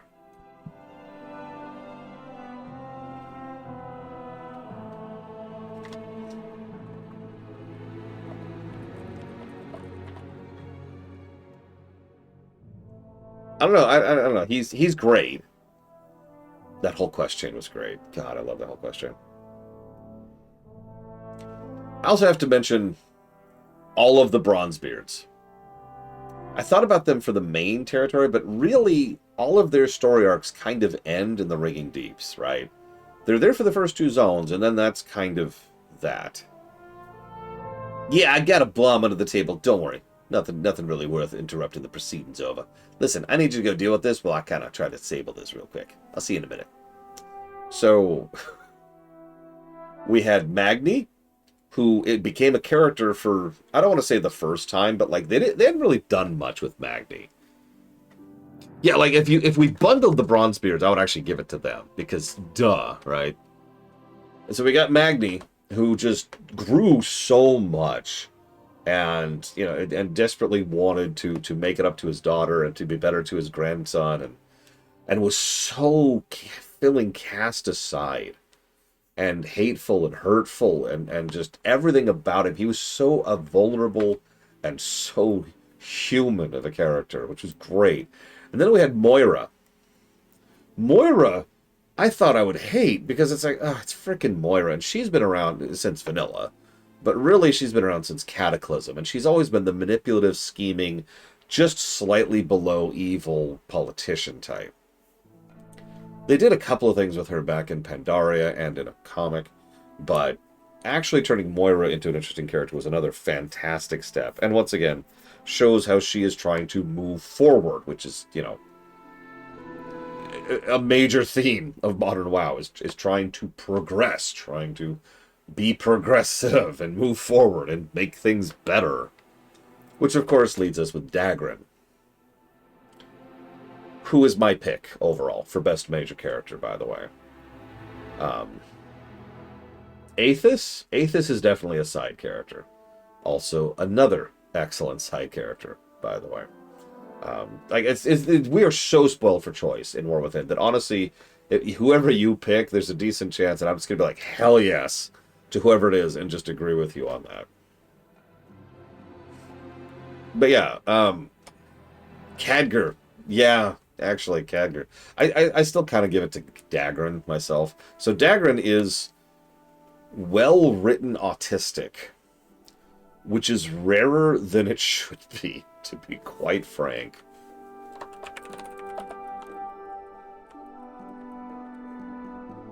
Alright, what's the server? Storm Rage.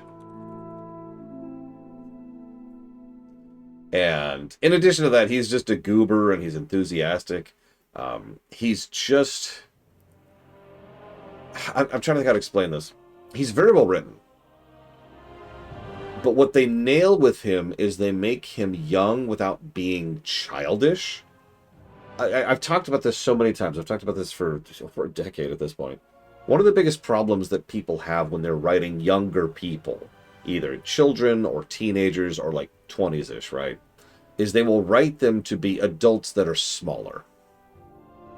Dagran was written to be a teenager. It was part of him. He was just ignorant enough of things, of social norms and concepts and interactions with other people, that it made sense and humanized him.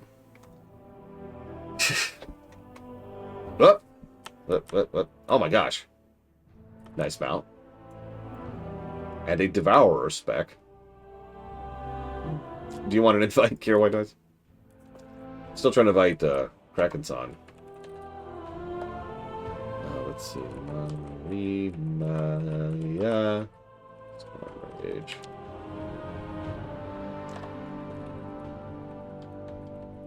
Hang on. Oh my god. Hang on. Give me a sec.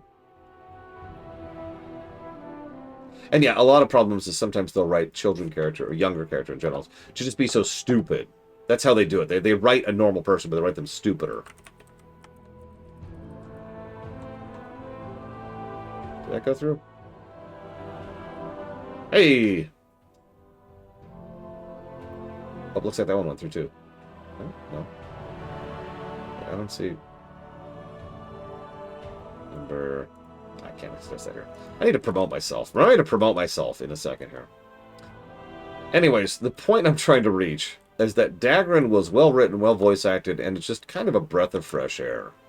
He was in many ways kind of a replacement Bran, which makes sense because we needed a replacement Bran. He's running around with us doing delves, right? We needed someone narratively. Plug. We needed someone narratively in order to be a part of the story arc, especially as we're going through the Earthen story, which goes through the first two zones. Okay, best main character.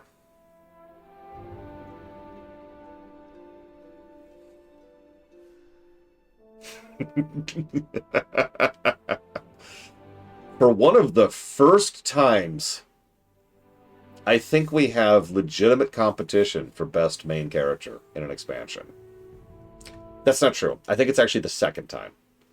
The other time was Dragonflight, right? We talked about that. But, like, yeah, we've got Illyria, we've got Anduin, we've got Faerun, we've arguably got Xalatath. I think she counts. I do. I would also... I would also posit that Gazlowe would qualify. I admit he's borderline, because he mostly is relevant for his own zone. But, I mean, he is super duper the main character of Undermine.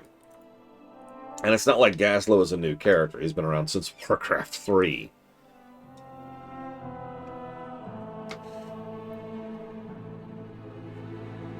So, let's look at our list, because all of these are great characters, right? We're at the point now where we need to kind of figure out inches amongst miles, because they're all great characters, right? So, hang on. What server are you on? Cadbury. Oh, and let's see if I can.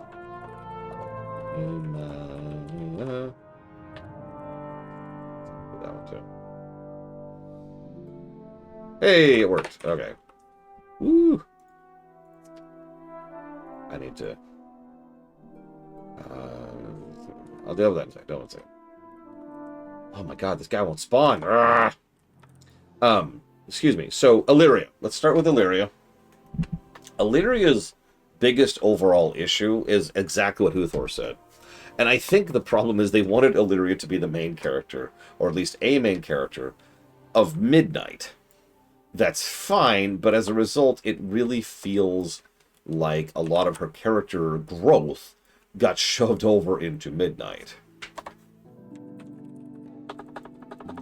That's presumptive. She may not have any character growth. That's possible.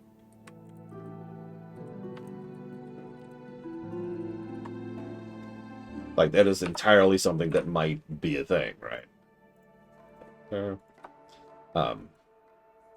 Because, I mean, Alexstrasza, right? Alexstrasza doesn't have any character growth. Alexstrasza has no character arc. She's just Alexstrasza. Okay, I'm going to do something really quick here while I'm thinking about it. The biggest irritation there for me personally is she does actually grow a bit. She becomes more accepting of who she is, her doubts, her subterfuge, her subversion.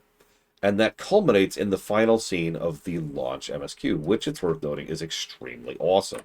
It is a scene we'll be talking about more in a minute.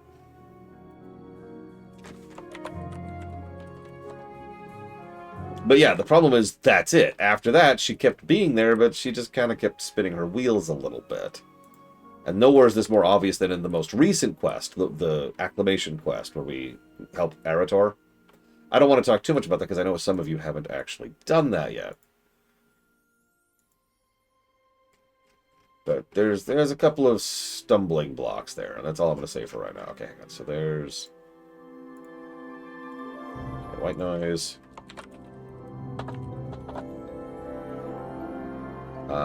Taralia, I believe, was Spartan.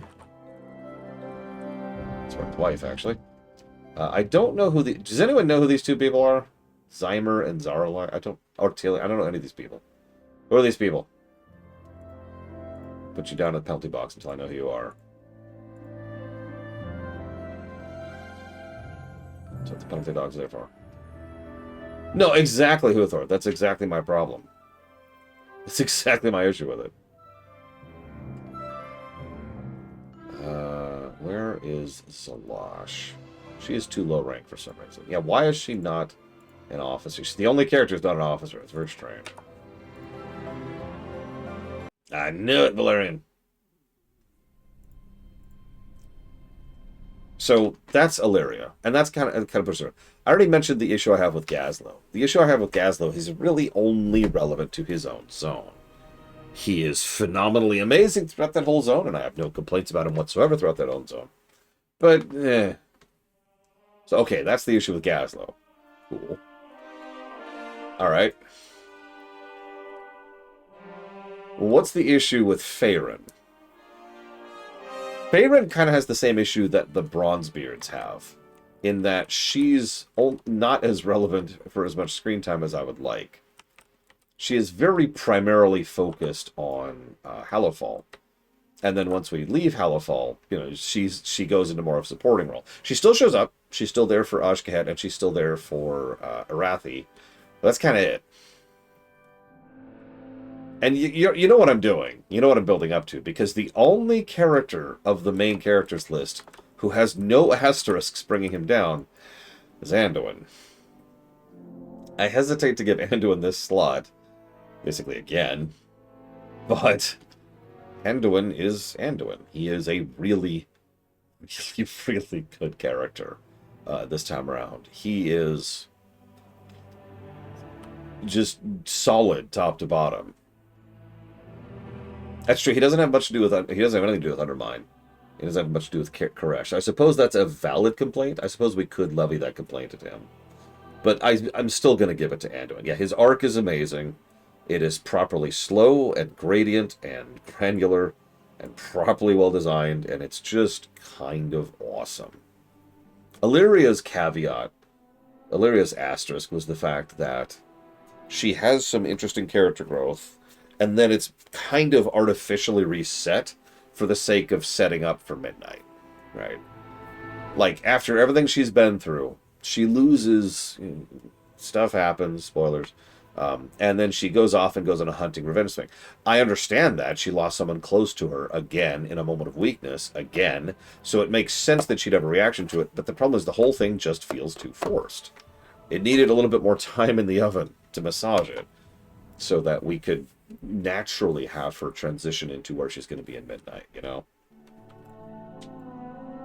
Anyways. So. Best species design. I've been sitting on this one for the entire WoW GAs. Going all the way back. I love the Devourer Dash. All the way back to when we first started them. Ah, damn it. Earthen are a good pick. Earthen are a great pick. The rock, you know, the carved, chiseled features, the gemstones kind of jutting out of their skin. What? Kara White Noise. What? It's not, it's the, okay, look. I'm going to level with you. I've liked Nerubians since Warcraft 3. It started for a simple reason. It was because of the fact that the Nerubian Crypt Fiend was an extremely useful unit for the undead. And I mained undead for a long time in Warcraft 3. Because of course I did. And then Nerubians came out in WoW, and they were fine. There was nothing wrong with them. They were in vanilla, but they were fine. War Within, however, similar to the Liches over back in Shadowlands, the Nerubians just kind of got an overhaul. Better overall meshes, better overall models, way better textures, more animations, better rigging, so they could do more animations. They just kind of made Nerubians better, and that's before we come into the fact that they have other kinds of Nerubians too. It's Nerubians. I can finally say, without any asterisk of, it's good for the time, or, well, if you ignore the old graphics, it's good. No, Nerubians just kind of look awesome. Any questions?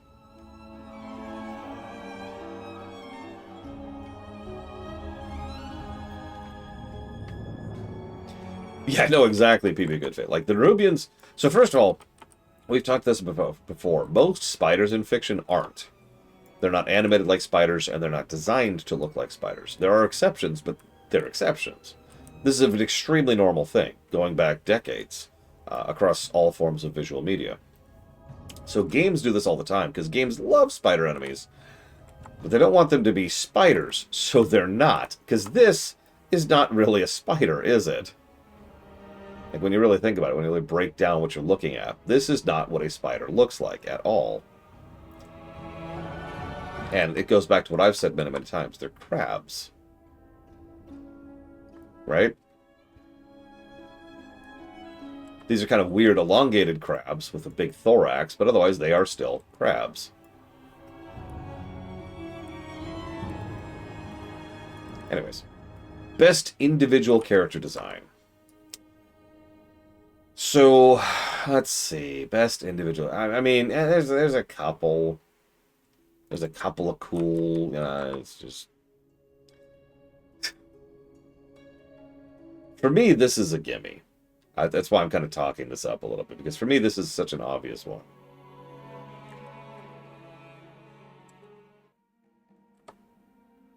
It's Swift. Hey, guys. I don't know what this award ceremony. I already got an award earlier if you pay attention, but that's cool. I just wanted to. I'm like, hey, remember to eat your vegetables, unless you're allergic. Don't eat food you're allergic to. That's Kid Viper. Don't eat food you're allergic. That's not a good thing. Don't do that. Nobody wants that. Except for weirdos. Don't listen to weirdos. That's my second piece of advice. Also, fuck ice. So says Swift Shot. All right. For me, this is a gimme, and I want to kind of explain why. Everything about this design is scarily well done. Let's start with the bottom. It's probably hard to see on stream, so I'm going to hold it very still there and hope you can see it. He is made of other void creatures. This makes sense. The very nature of what Dimensions is he is a true Void Lord, and true Void Lords are barely sentient. It has actually been argued that Dimensius isn't a truly sentient sapient being, that he lacks the capacity to be one, because he's just a walking black hole, which is like, and that's kind of what we're staring at here, isn't it? So the fact that tons of other void creatures make up his lower section is just very logical and also kind of horrifying. Then we have the nature of his armor, which is just as the design of it very, very much deliberately invokes the design of Koresh itself. The broken, jagged shards of what used to be a world. In this case, it's what used to be his armor. So, that's two pieces of excellent visual storytelling just in his design. Then we have, I wish I could zoom this in. Then we have that giant black hole thing in his chest. If you pay attention, everything around him is spiraling inwards. And most of it, not all of it, because like this stuff out here is just a separate effect, but most of it, like around his chest, is all going in there. So that is the concentration point. That is where everything is being condensed into the black hole, the singularity that is Dimensius. Now what? 1 second.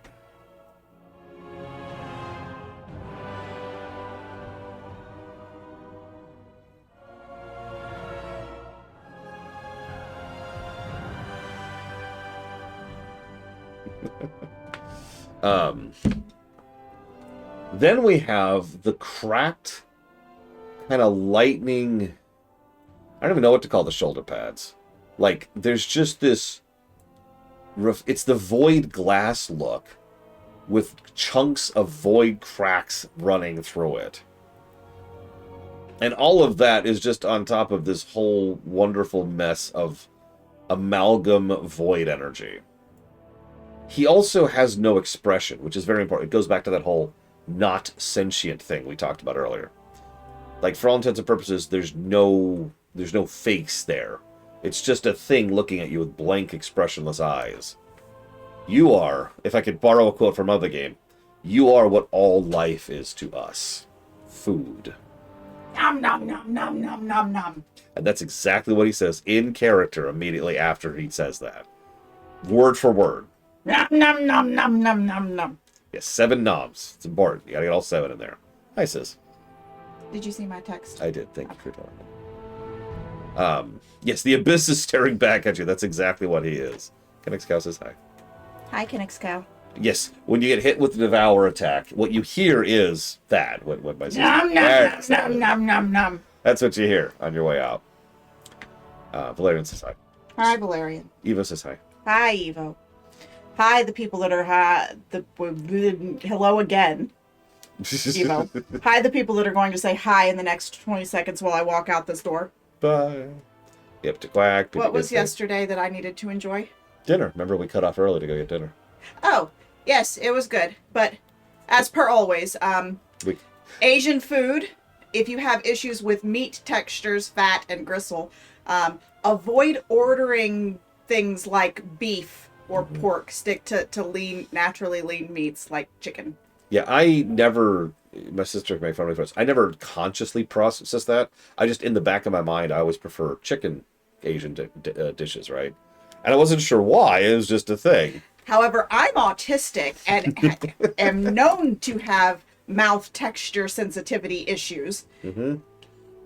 And so I have a word to put to it versus his, which is like, I just didn't care for it. It wasn't that great. And it's like, no, it was really good. It just wasn't lean. It wasn't trimmed. Mm-hmm. Yeah, exactly. No, we don't do No, tridentine. Maverick. No. No, we're good. We're good. Yeah. So, what was the worst story arc in War Within? Can you think of a bad one? I mean, there isn't a bad one, so it's the least good. Least good story arc in War Within. I felt like the whole rejoining of the machine ones versus the not machined ones. Oh, yeah. Could have been done better. I'm trying to think what they even called them. They had terms for them. I know what you're talking about. They did. But it felt like specifically the above ground portion of that. Once we got down into the low grounds and like we were unifying the machine people, like that was fine. Yeah. But I felt like that first initial starter out in the zone, introducing you to the conflict quests was rushed. Mm-hmm. And it didn't hit into any of the nuances that we started to later learn and explore. Yeah, it's the Oathsworn, but I'm trying to remember what the other guys were called. Oh, gosh. I don't remember. They have a specific term for it. I could go to the town and just find it that way. Anyway, I know what you're talking about. I tell that. Hem.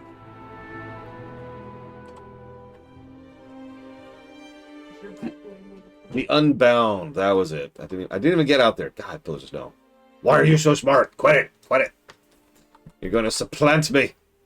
And as all people know, once I'm up at the top, the first thing I want to do is bring up the ladder so that nobody else can get up here with me. Damn. So... yeah, no, it was a little bit rushed. And honestly, that actually is a pretty good pick. Because the real answer is Siren Isle. Once again, not a bad zone. Not a bad story. But I mean, alright. Boom, and we're done. It very much was a speed bump of a zone. I can tell you the whole story right now. It turns out that a while ago, some Vrykul who were fleeing from the Dragon Song War decided to flee down there. Got there, found some cool Titan tech, ended up being besieged by the Naga, and all died. The end. Boop. There you go, there's your big story. Thank you for the sub, Glorious Barbarian. That's a much better story.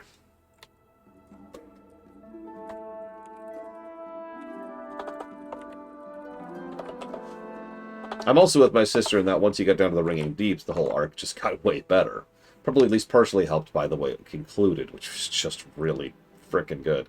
Also, the first time we could ever confirm with total certainty that Azeroth is a benevolent entity. No, I mean that. We talked about that during the run, because Titans can be leaning towards benevolent because their wishes tend to coincide with our wishes. But that's mostly in how we tend to be against the same things, right? Neither they nor we want the Burning Legion, to use a specific example. But Azeroth didn't have to give back Magni his life. She didn't have to. His purpose was done. And she could have done one of two things. If she was a true Titan, or a Titan at all, she would have done one of two things. She would have either retained him in servitude, fixed his body and forced him back into servitude, or she would just let him be the tool that was expended, probably venerate him, make a little plaque, be like, yeah, we're cool, in honor of the great sacrifice of Magni. She just cured him. At no benefit to herself. Like, just legitimate benevolence. So. Best character arc. Best character. I don't know why I said character. Best story arc. Best story arc. What is the best? Oh man, what's the best story arc? A freaking War Within. I couldn't narrow it down to one, so I picked 3. Who cares here, guys? I see several people picking Anduin there. Also true, Carolinas. Very cool. Very true. Yeah, seeing how Xalatath operates for real was fascinating. The Dalaran survivors. Oh. Also, bonus points, the Dalaran survivor quest chain is the only time in all of WoW that Kel'Thuzad was a good character. How is that for interesting?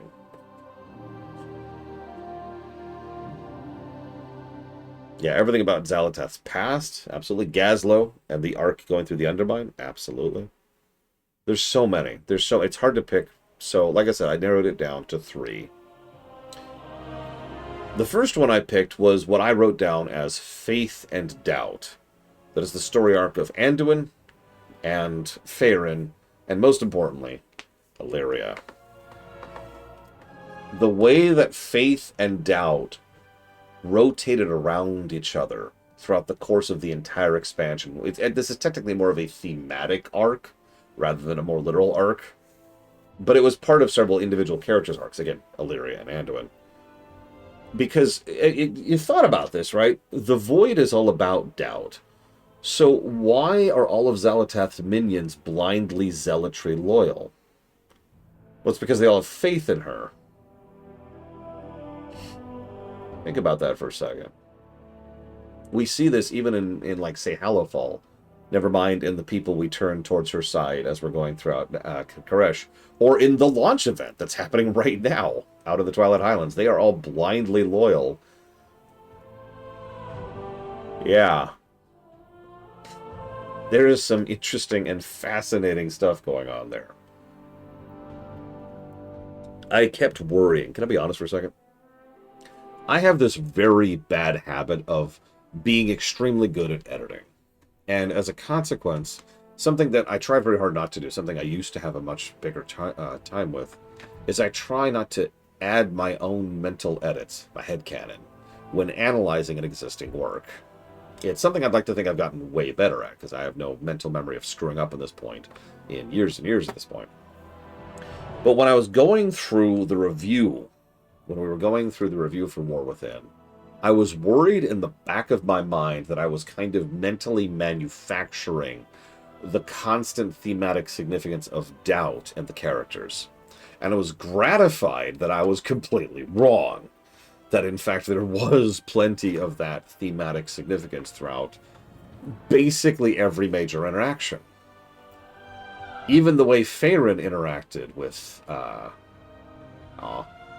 he's here! He's here! Best side character! Best side character! Look, look, look, look, look, look, look, it's him, it's him.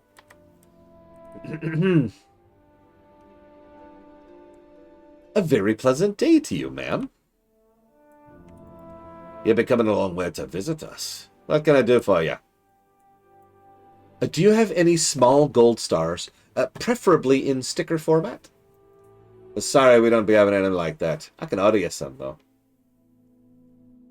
Oh, yes, please. Can I get them with writing on it? Some with good job, well done, and not murdered anyone recently would be wonderful. I'll be seeing what I can do. Fantastic. I shall return later. Wonderful to meet you. I didn't know that Arubians be allowed up here. Dude, unironic, this is my favorite side character. There's a lot of great side, but Mr. Sunflower is so great. He even has his own story arc down in Nerub, in Ashgahed. It's great.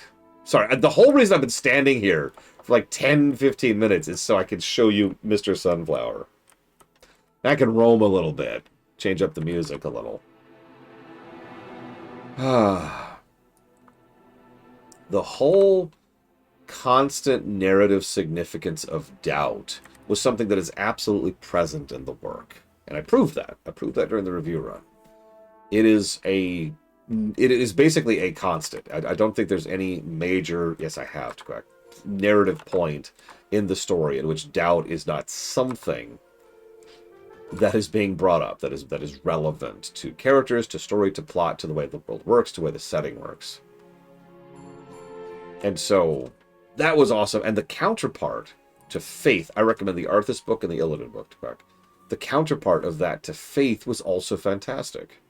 I loved it. Funnily enough, I don't, Dream Whisperer. The reason this is my default mount is because this thing is a passenger mount. And so I just kind of live with it so I can carry people around. It is it's a Cataclysm mount and it shows. It's old. It's got old, terrible textures that you can see when we get up close to it here.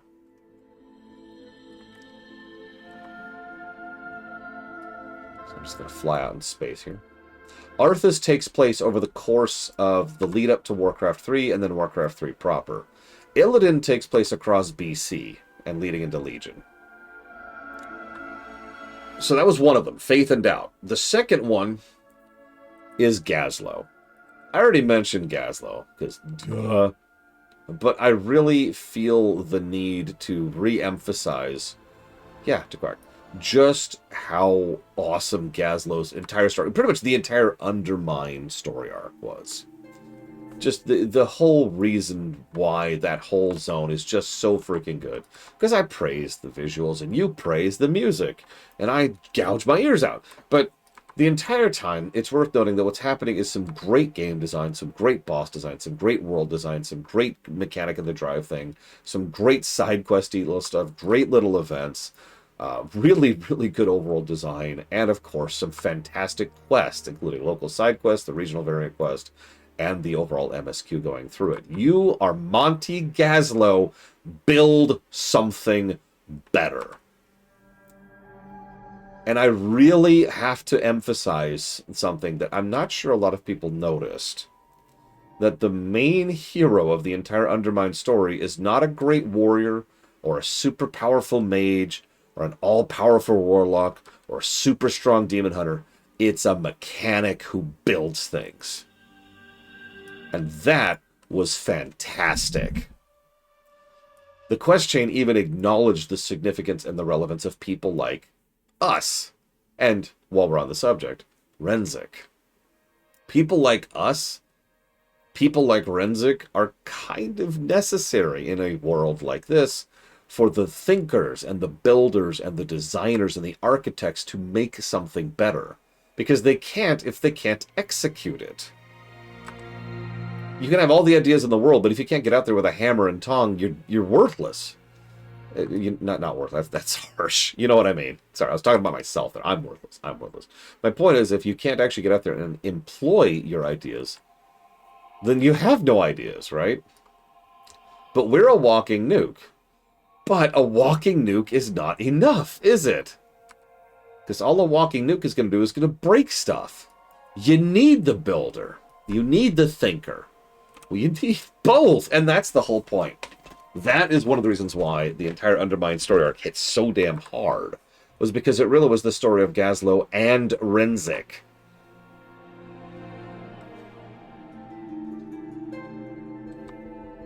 Exactly, Kennex Cow. You need something for when the bombs fall. Great story arc. But then there's the third. I said there were three. And the third is one I noticed none of you mentioned. It's the Earthen Unlock chain.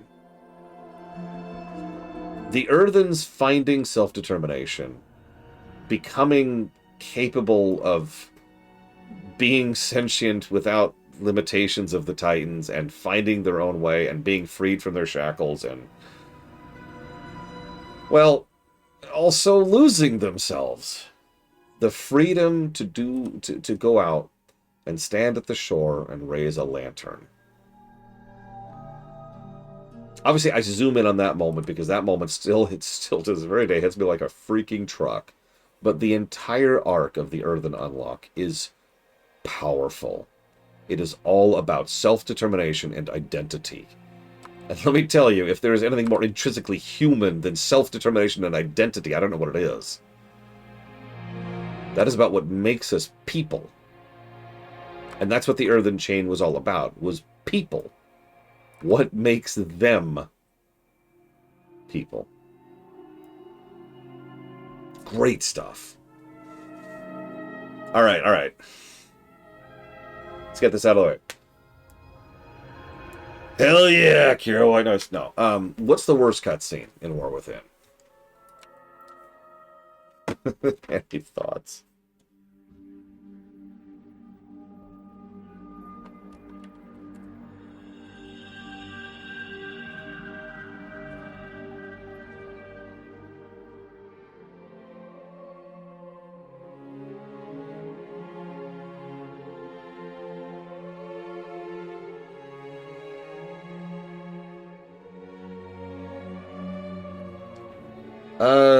No, Declark? I mean, arguably they never were. Oh, yeah. Yeah. Yeah. So... there are, I want to say 3?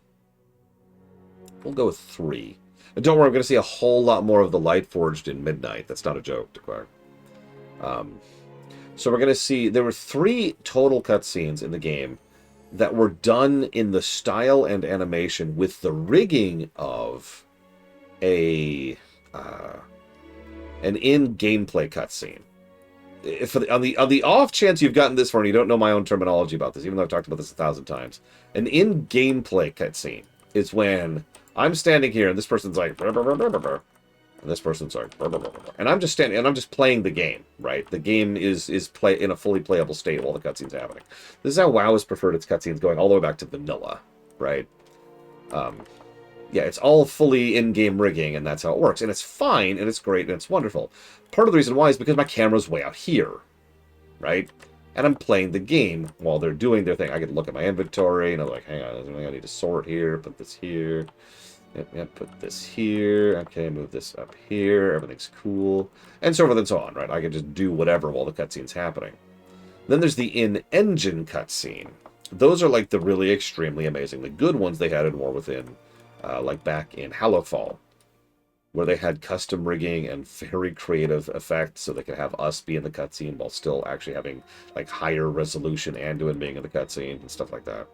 Then there's pre-rendered cutscenes. That's obvious. That's like the cinematics, right? The stuff that it is a video file that's playing. You with me? Here's the problem. 3 cutscenes in War Within were in-gameplay cutscenes done with the camera of an in-engine cutscene. And it showed, and that's the problem. Don't you agree, Silver Perkin? I thought so. And so, as a result, the rigging was worse, the animation was worse, and it was noticeable.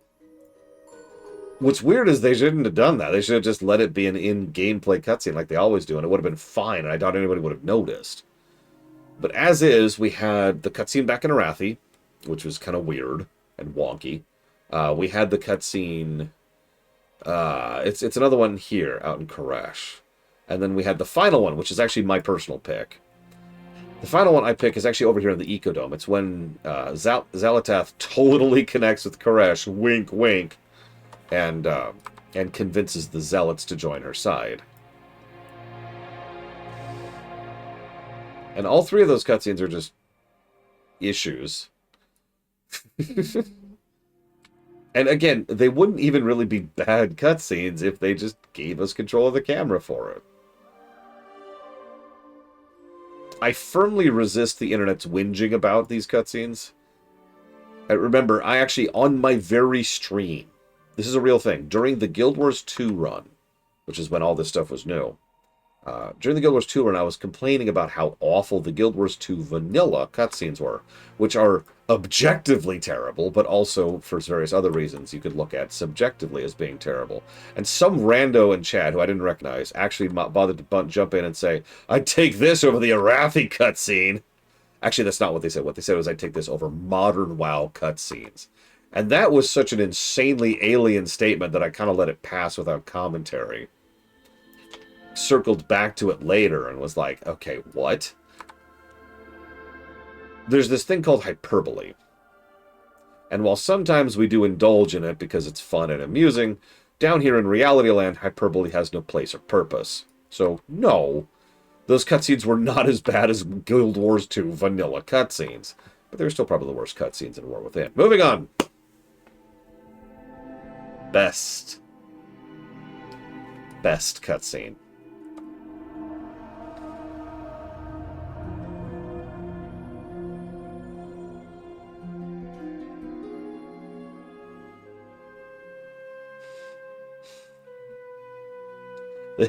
We are spoiled for choice on this one, let me tell you.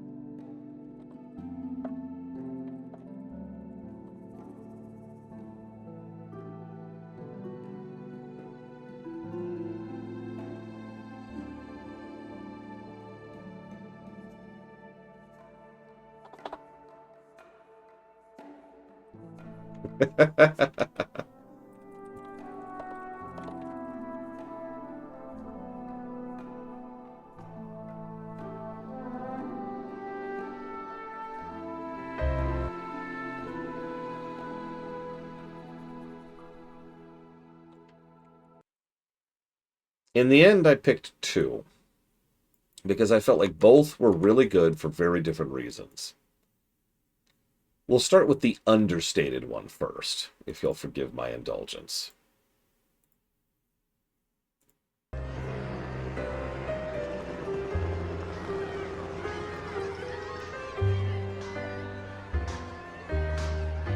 The truth is, I never thought that much of Undermine. The rough streets, the dirty dealings, the mob bosses squeezing everyone for their last copper coin. And while Gallywix is gone for good, that's not what's gonna change this city. It'll be the people who defy its reputation and stick around to fight for each other. That's what Renzik did. And that's what we all gotta do to build a new tomorrow. Okay, I'm sorry. I got just a little bit late. That is the boss chair. That was Gallywix's old chair. And Gazlo For Undermine. just shoves it away and sits next to them. Let's get to work. That is such a wonderfully understated gesture. Gazlo, by every right and metric, could have just walked in and took over Undermine, if he wanted to. He was 100% in the position to do so. And he could have just been like, yep, nope, this is the thing. He could have even done it from a personal, from a benevolent perspective. Hi, Sean. He could have been like trying to make Undermine a better place as a dictator, as an individual leader. He decided not to. Instead, it was just, nope, pushes the chair away, and then sits down right next to everyone else. Love it. Absolutely love that. And that's on top of all the other great stuff. Like, honestly, just the shot of going through the town and all the goblins doing all this. It's great. It's great. So that's the understated cutscene. That's fantastic.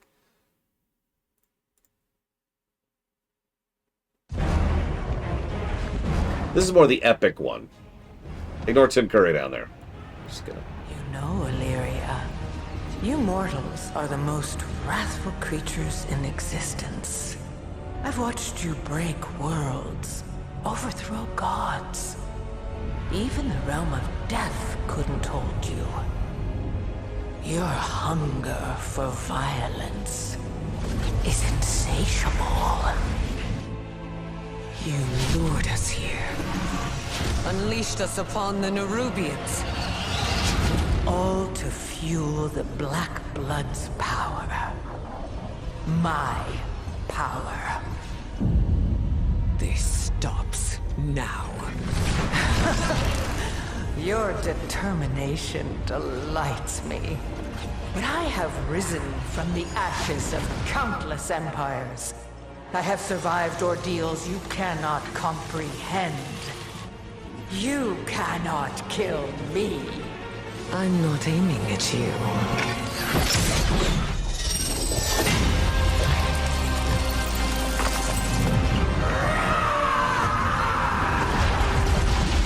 This changes nothing!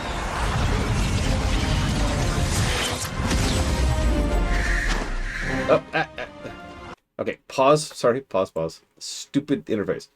Ahem. There we go. I want to talk about that quickly. Super quickly. Xalatath is just completely on top of everything. The whole time. And she's won. She's in that moment of, you know the one where you just kind of basking in the moment. Because there's nothing Illyria's going to be able to do against me. And she was right. There was nothing Illyria could do against her. But the thing is, the Void has always been about subterfuge. The Void doesn't attack directly. That's what makes it the Void. You want to attack directly, you go with the Fel, right? Void is all about subterfuge, subversion, to use my own terminology. So, you know, she's... Here, I'll go ahead and mute this so I can just play this really quick. She's just like, what? You can't kill me. Come on. Don't be ridiculous. And Illyria finally recognizes and acknowledges herself and what it means to be Void. Shoots the shot, and to her credit, Xalatath, who I remind you, one of the main character traits for Xalatath is that she has a brain, immediately recognizes the threat and moves to defend the Darkheart with her own body, knowing that her body is malleable, losable, and ultimately is something that could be damaged or destroyed if need be, but she cannot replace the Darkheart. So she moves to defend the Darkheart just a little bit too slowly. Still almost managed it, if you pay attention. Crack. And yeah, as was mentioned in chat just a second ago, for the first time ever, actually, Xalatath finally loses her cool, and her schemes finally go wrong. And Xalatath is, for the first time, actually angry. You'll notice this is something that continues in all of her appearances in Undermine after this. She is still not exactly happy. So she rushes off, but the crack, this is so logical. What the Darkheart did was it absorbed all of the explosive magic of Dalaran. As we talked about during the run, there's a non-zero chance that if Dalaran was just detonated, I agree with that, Lord Hammond, all of the, it's very Hollywood, it's very Warcraft, all of, honestly, probably the entire island would have probably been nuked. Like, the amount of arcane energy in Dalaran is ginormous. Even with so much of it being absorbed by the Darkheart. Remember, we still had fallout and residue and difficulty of dealing with it, both up top and down below. Yeah, we had a mana bomb inside Dalaran, for God's sake. So yeah, the Darkheart absorbed all of that. But the significant part is the absorbed part. So obviously it absorbed Khadgar as well. So that energy is escaping. Khadgar's inside. He takes the opportunity. He escapes. The reason I'm giving this so much talking about is because while I did give this negative, which I stand behind, because it was a fake-out death, I will give them credit that Khadgar surviving this makes sense because he didn't die. He was absorbed into it, just like everything else was.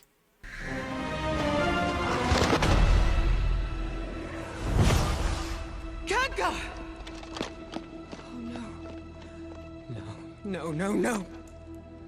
I heard your voice. This can't be.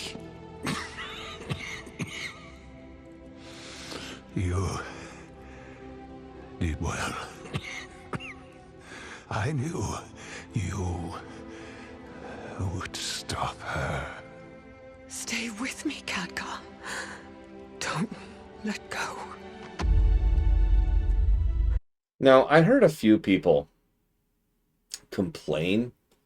Why was Illyria care so much about Khadgar? These two were staunch allies since Warcraft 2. They were part of the same, for lack of a better way to put it, adventuring party. They already had, it's kind of off-screeny by WoW players' standards, but they already had their whole bonding and becoming fast friends moment, along with Daneth and God, Kurdran, and of course Terrellian, who she ended up marrying. Like, yeah, this is one of her oldest and best friends who's dying right in front of her. Of course she's taking this hard. Now here's the catch. Another little catch here. So Khadgar just died. But this one I'm okay with because his death isn't about him or even about her.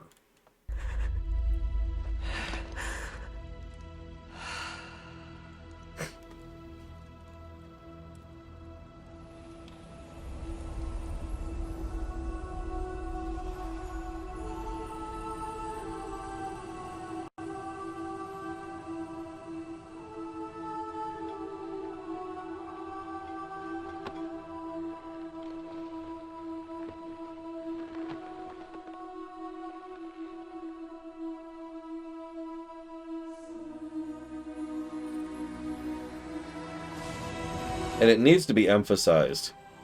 This is the first time Anduin has been able to cast a spell, has been able to use the light in like 6 years.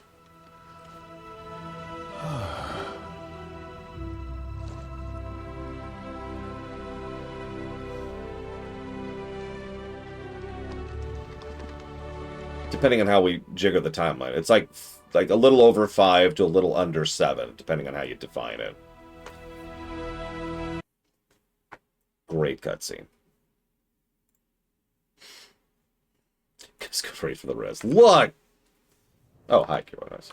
Oh my god, it's a cultist! Look out! So, great cutscenes. Yeah, I like how there's no dialogue. I like how there is no dialogue during that bit.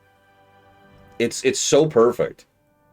And we already had the dialogue. All the dialogue that needed to be said for that moment was actually said earlier, right?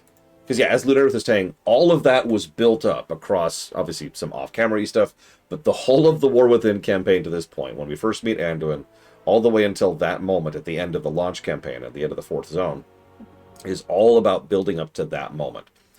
Illyria finally accepting what she is, Void. The crack, Khadgar escaping in a way that actually makes freaking sense. And then Anduin reconnecting with the light. That is powerful stuff. So,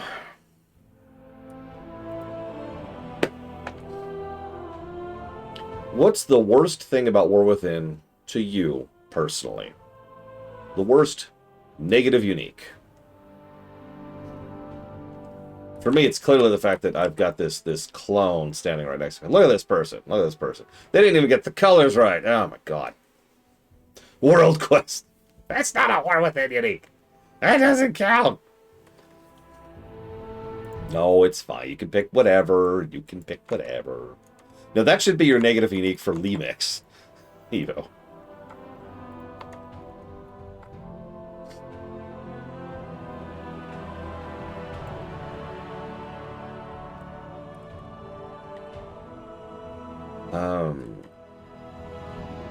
Not that we review those. Signposting, Monobrand. Yeah, that is an issue. It's not about as bad of an issue as it was in Dragonflight. It is definitely better, but it does still have its issues. 100%. Where am I going? Where am I going? Right. It does suck out all other MMOs simply by existing. That's not a joke. WoW, if WoW did finally die, they ever put AI slop in this game, it's probably going to kill the game. But it's probably why they haven't done it. Even they aren't that stupid. No, if WoW ever died, that would leave a gigantic hole in a huge market. And frankly, nothing to fill the load. No offense to FF14 or Guild Wars 2. They are not, as we've already demonstrated historically, they are not prepared to fill the gap of WoW. Especially with Square on its way out. So who knows what would happen there? That's a giant dice roll there.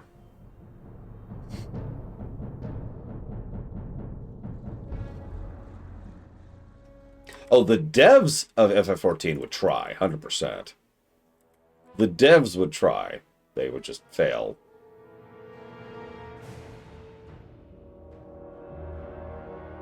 Lotro.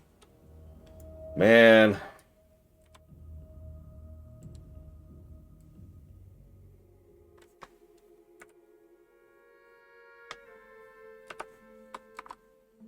I think there's only one thing that really qualifies as the worst thing about War Within.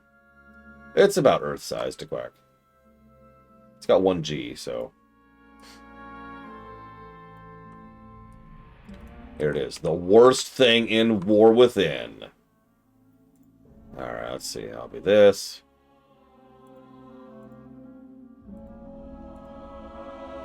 There we go. Well, I mean, that's the problem last time, Bunny. When they were given, like, carte blanche to do whatever they wanted to with FF14, when they had a gargantuan influx of ex-WoW players, they didn't do anything with it.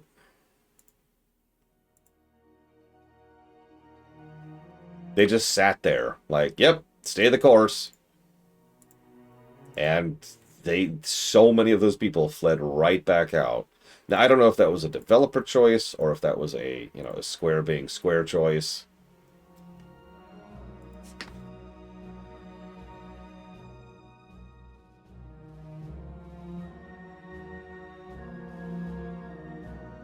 I'll say the music should give it away where we're at.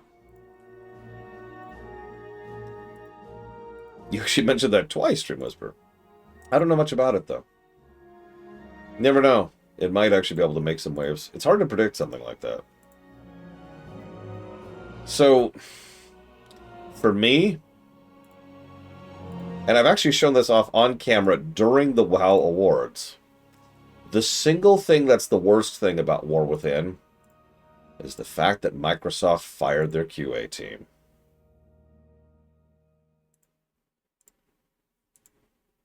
Onboarding a new player experience, meme cartoon rat, is the easiest answer. So for those of you not aware, last year, Microsoft fired the Blizzard, a huge amount of the Blizzard QA team. We're talking like, I think it was like 400 people. It was a big QA staff. And they were a good QA staff. They knew their stuff. Most of War Within is still pretty bug-free. Then they fired that staff, and oh my god, the results were instantly visible. And I can point to the exact moment, because I experienced this stuff live. There was the Arathi patch, which came out, which is kind of a micro patch, but it was still a very good patch. No issues, no problems. And then Koresh came out, and instantly Koresh was bugged. Like, just the moment Koresh came out, it was bugged. And it was just like, oh, okay. And it was all little bugs, but it was a sign of what was to come. And every patch since then, both major and minor, has been riddled with bugs. Yes, Sean. 100%. I mean that, by the way. It was still a net positive, both on the game and on society as a whole.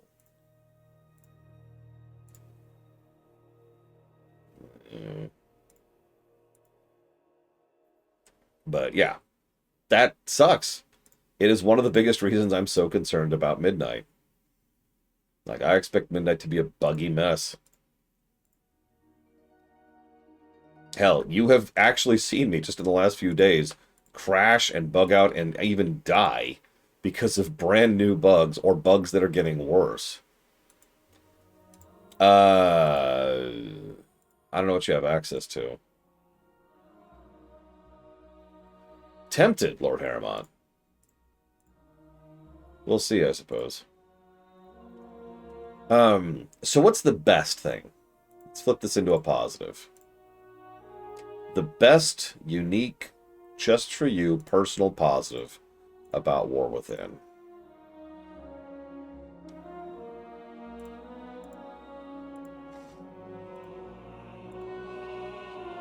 The story. I mean, I can't argue that. I don't have the ability to argue that. That's a pretty good pick. Endgame progression. Yeah, what they did with Delves was very, very smart. The Undermine in its entirety. Best zone in the entire game. Easy pick. Restored your love of the game. That was Dragonflight for me, but I'm completely with you on that.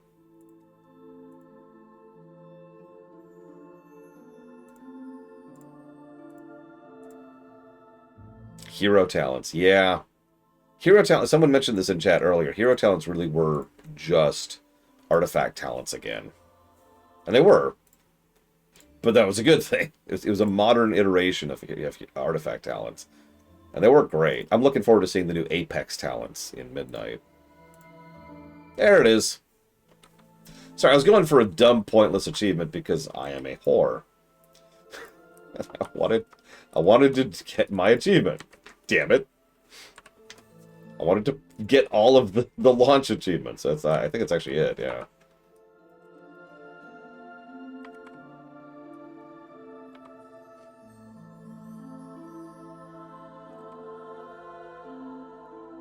If I was to cheat, you know what I would say for my favorite thing in War Within? Everything. I'm not even joking. I am not even joking. War Within, what makes War Within work so well is that every piece of the engine is running smoothly. Right? It's relatively easy to point to a lot of games, MMOs and otherwise, where there's, you know, good combat or good encounter design or good boss design, or maybe the leveling is cool, or maybe the graphics are unique, or maybe the music is fantastic, or whatever.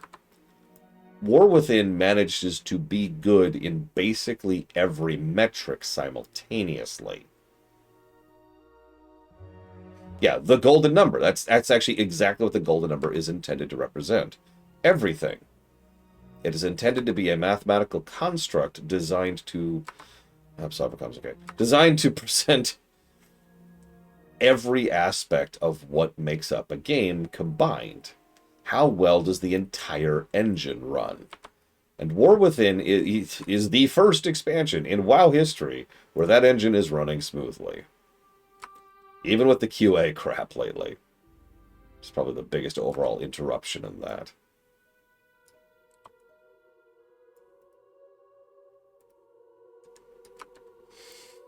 But that is a cheat, because it's everything, right? That is cheating. That's just, oh god, that doesn't count. Lore, come on, come on.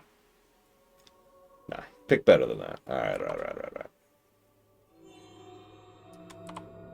Yeah, oh god, the gun. The gun, I'm so sorry, Lord Herman. Please don't shoot me.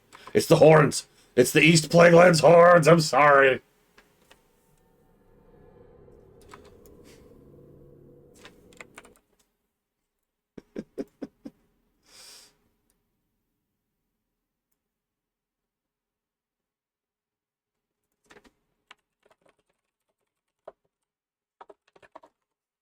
I gotta be careful here. I'm trying to line up a shot.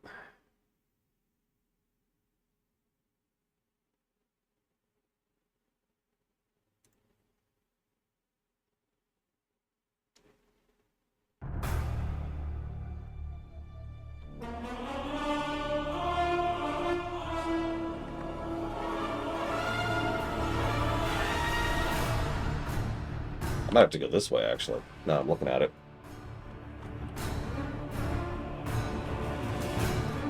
Yeah, let's go this way. Good, isn't it, Kaisen Zero? Let's see how far north I can go here. Nope, too far. No! Damn it, come on!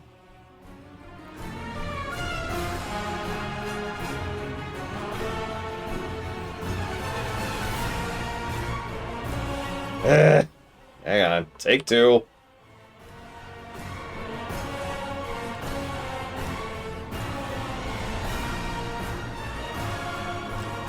Gun to the head, best single feature of War Within. Best personal positive.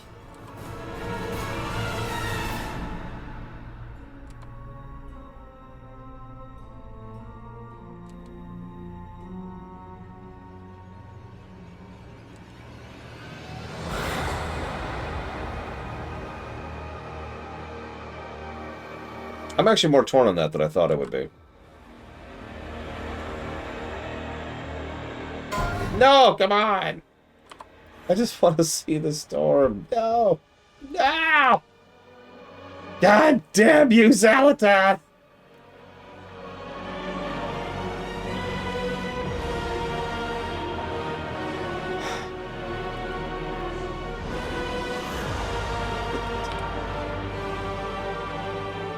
Fine. You know what?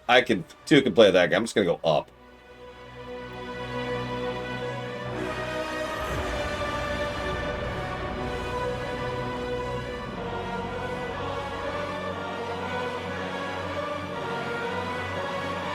Yeah, ironically, East Plagues is the worst place to show it off because of the orange fog. So we gotta kind of go over here. So the answer is Delves. But I want to explain that a little bit. Delves do something that I have literally been wanting in this game since WoW Vanilla. Since launch. They accomplished something that I actually hypothesized would be a thing as far back as Jasseron's Call. And Guild Wars 1 proved the concept, proved that it was something that could actually exist. Okay, this should be good. There we go. That's a shot. Wait, what? Ah, there we go.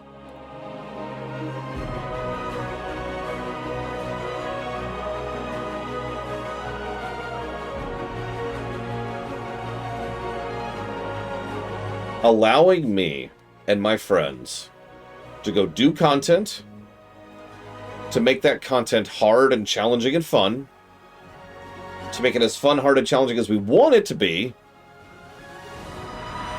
and to still be rewarding.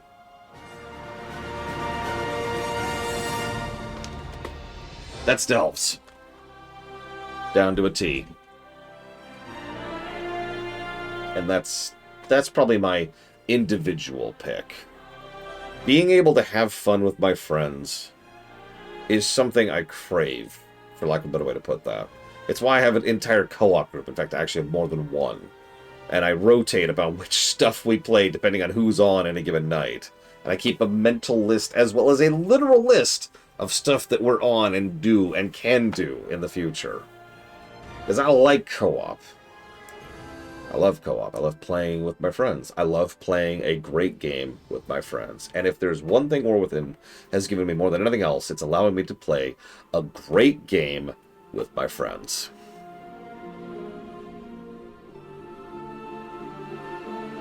Ladies and gentlemen, this has been the WoW GAs. I hope this has been at least a little bit enjoyable. But we're not quite done yet.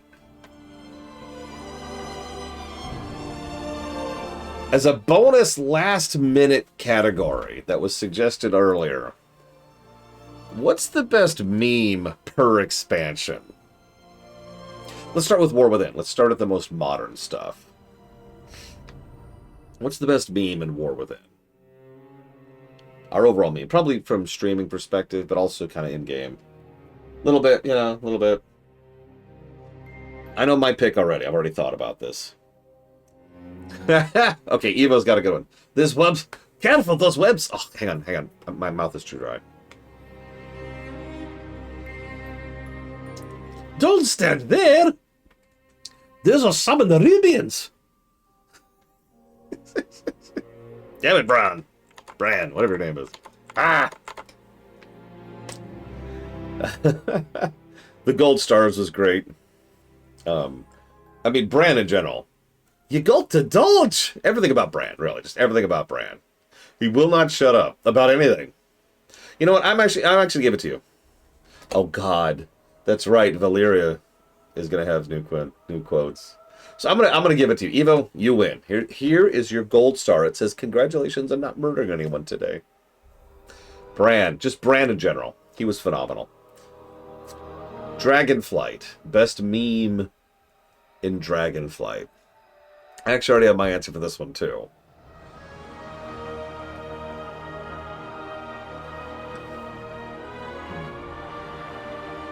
If Huthor was here, he'd get it immediately. I don't think he watches the VODs. Damn you, Huthor!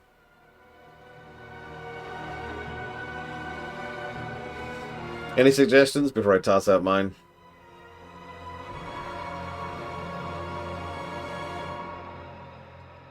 I can't tell if the storm's moving.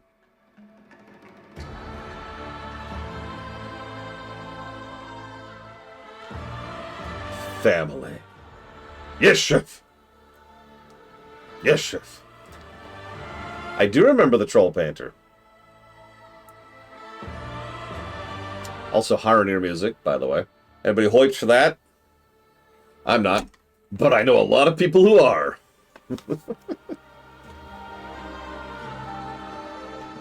I expect to see that druid, Evo.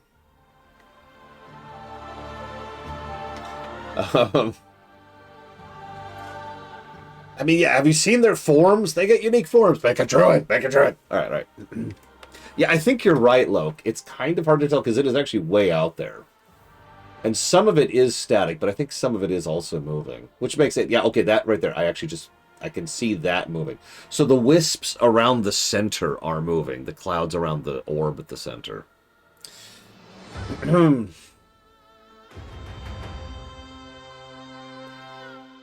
So yes, chef is obviously, but actually I'm going to go with, how dare you touch one of my crucibles? Every time Fyrax showed up and just wouldn't shut up. He did that several times on camera, if you remember, as I was just running around questing. He'd be like, how dare you? Money! Money! That's about the level of intellect that Fyrax had. Alright. We probably all know my pick. I know, Maverick. We probably all know my pick for best meme from Shadowlands. Any guesses? I mean...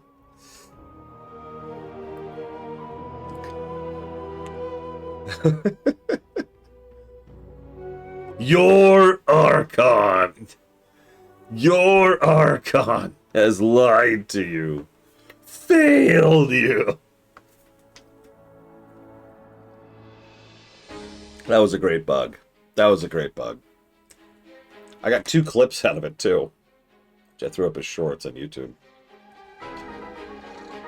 Okay. Rewind a bit. BFA. There's actually a lot of good memes in Shadowlands, but I do kind of want to push this through a little bit.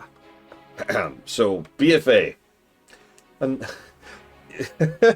Another turtle has made it to the water. F, by the way, for that F woman. She was awesome. I also like Sylvana. Okay, real talk. I wish Mr. Red was here to hear this. Real talk. I was going to get a Kleenex this morning, and I noticed that the Kleenex was out. And I was going to have to go get a new box of Kleenex. And unprompted in my brain, my first thought was that clip of Greymane going, Silva!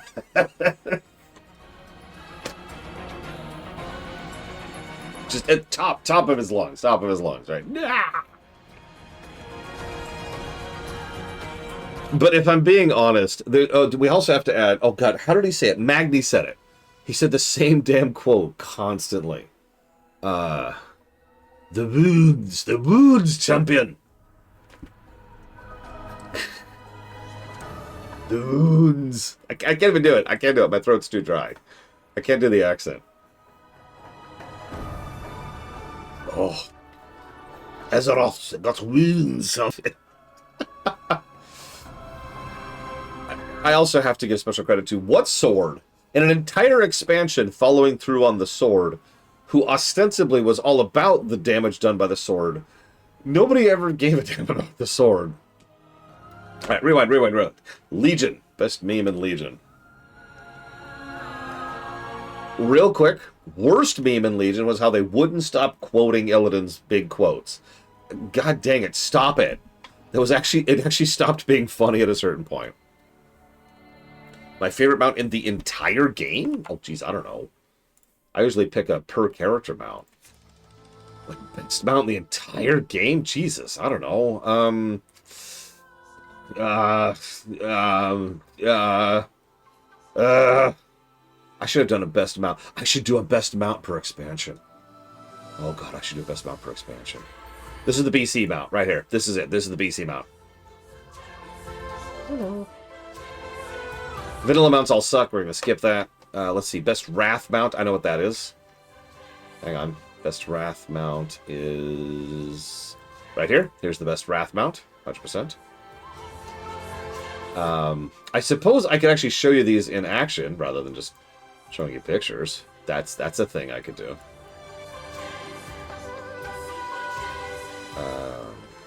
I gotta switch flight styles to make this really sure. It's okay. You will literally never get it, Spartan. There we go. This mount right here. I love the animations on this thing.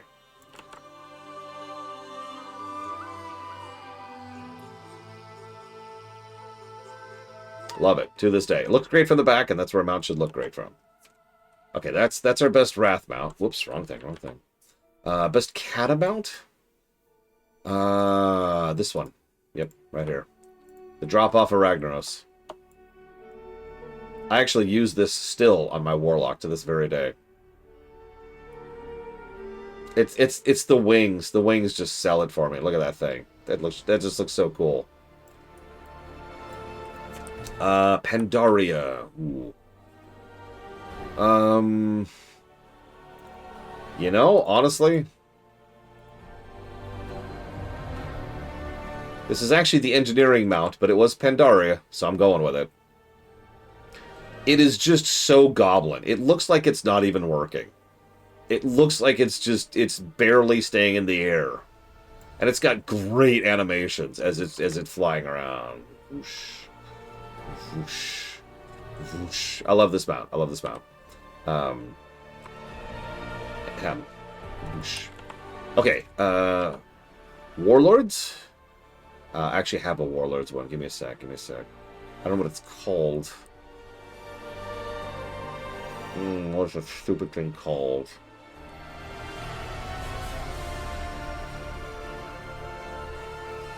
No.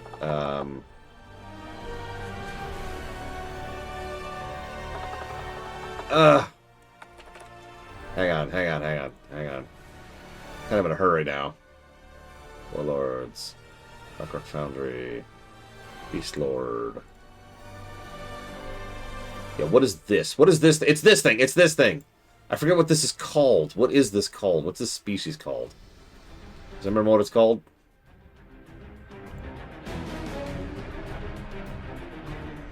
I can't remember what it's called. Rylax? Let's try Rylax.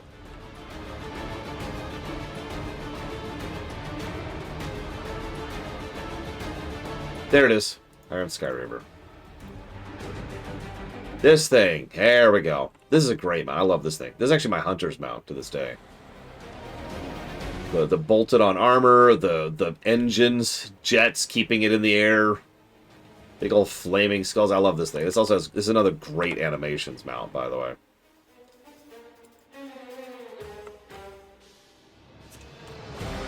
So that's Warlords. Legion. This is a cheat, but it's still true.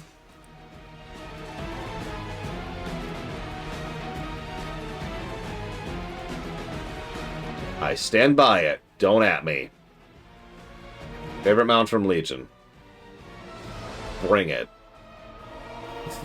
I don't even want to hear it. It's cool. Moving on. Okay, favorite mount from BFA. Are there any BFA mounts I like?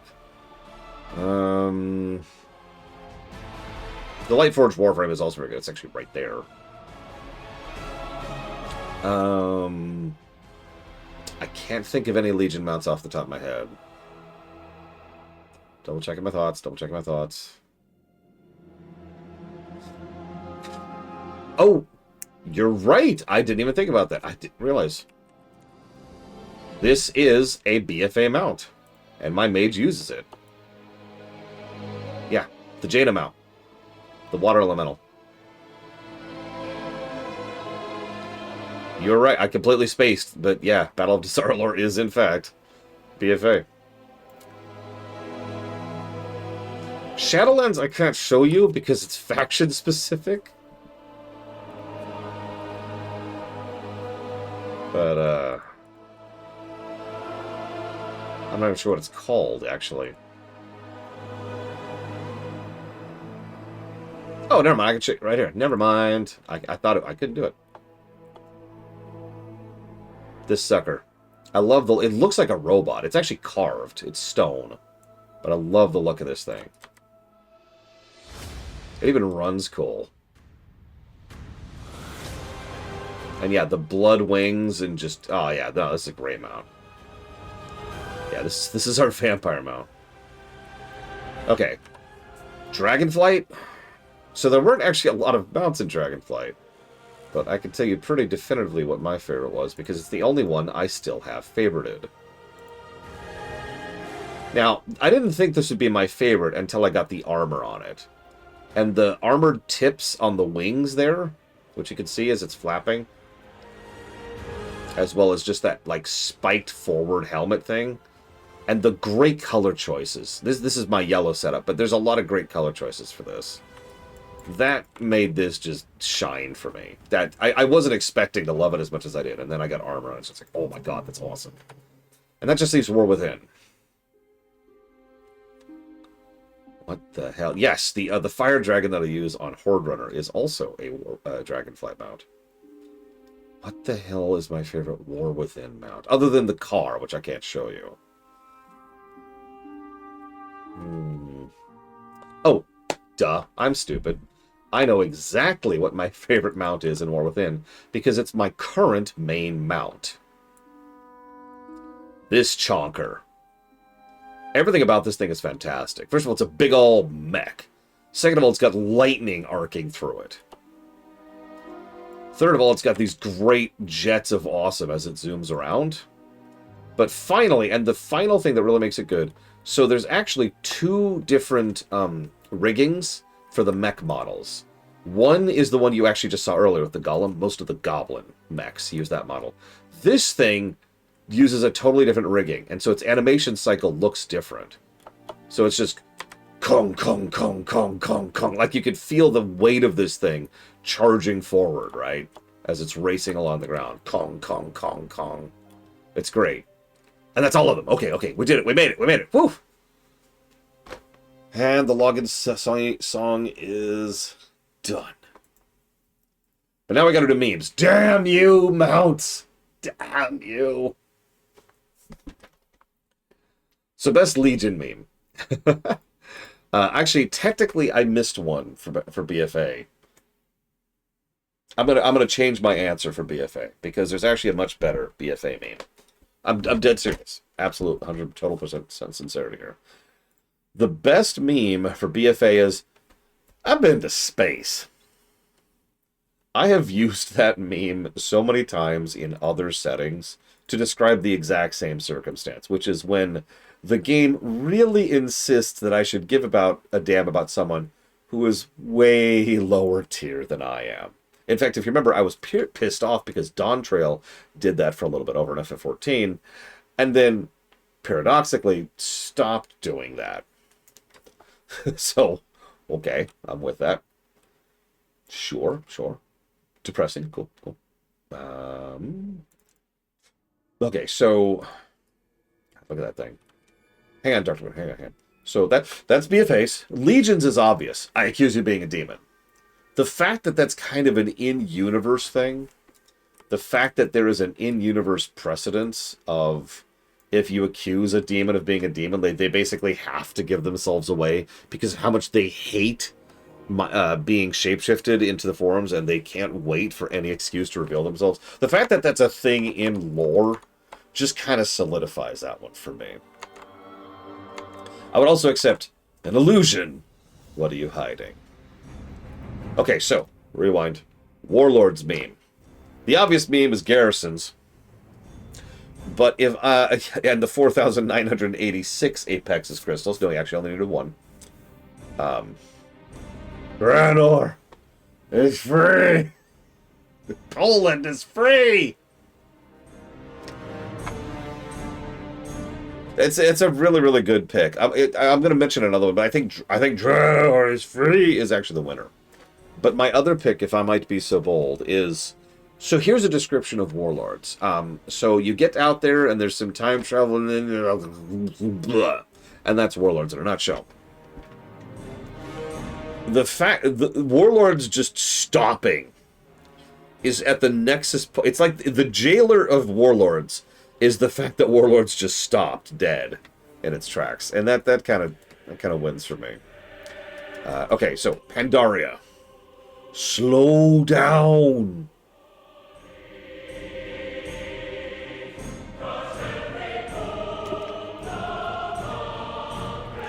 I'm kidding, Dream Whisperer. We did it! Now what? Can I get my demon out of my soul now? Is that possible? Slow down. No, I can't suggest the Kung Fu Panda thing because that actually irritates me to this very day. Because it's as we talked about during the run, it's double insulting.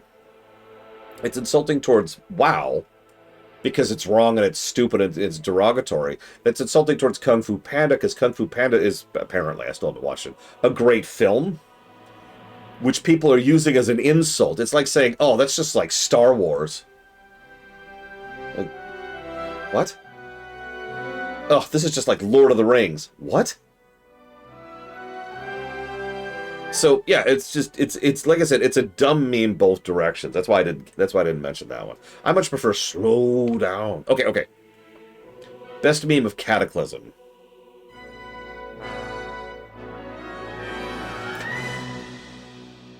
Swift shot. Hey guys. I'll be back in The Last Titan, by the way, for anybody wondering. If anybody wants me to come back, it's fine, it's whatever. It's cool. Like, if anybody feels, I don't know, I would also accept, I'm gonna punch that dragon in the face! As another great meme for Cataclysm.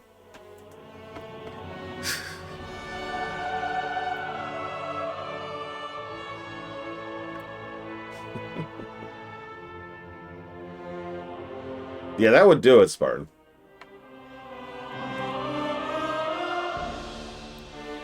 That's pretty good, given the limitations of the setup, Mr. Red. Merely a setback was actually BC. It was invented in BC. They memed on it in Wrath.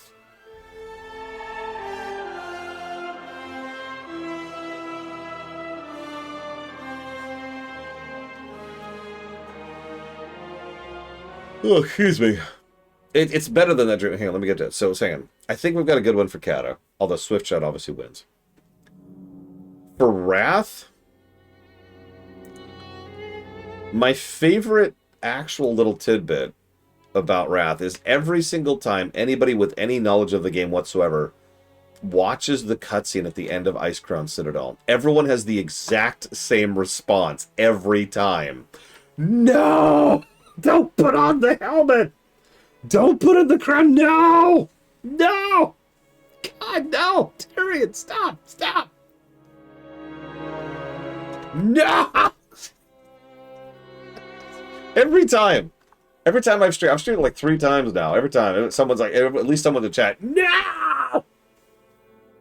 The weight of such a burden. No, stop, Tyrion! Tyrion, stop! Have a Snickers. You're not the Lich King when you haven't had a Snickers.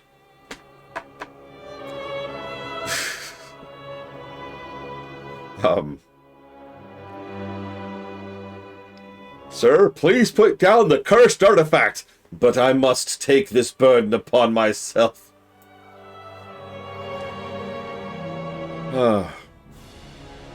Okay, BC. Vanilla, actually, Ross. Well, you see, Lady Fairy. Stab! Alright, have a donut. Step away from the edge. No, the other...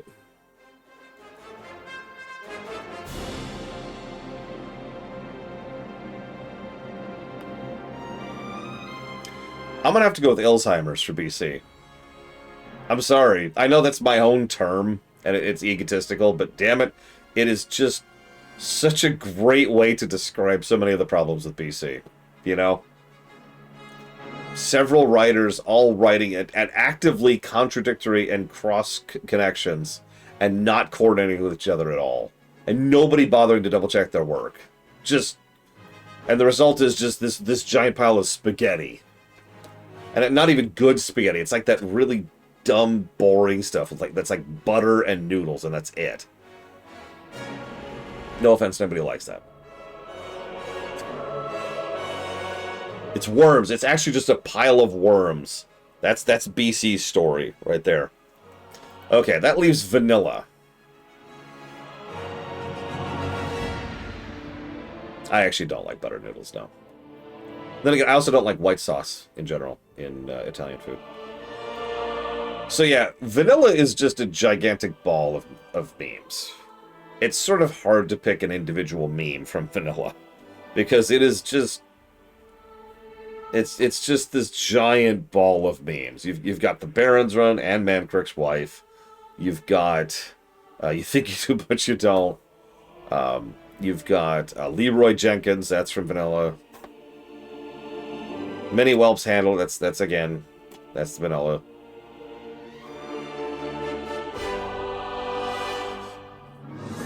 Yeah, you had one job. Oh god, finding Rexar. Oh god. Frickin' finding... We didn't even do that quest until BC. Because we were on Alliance back in vanilla.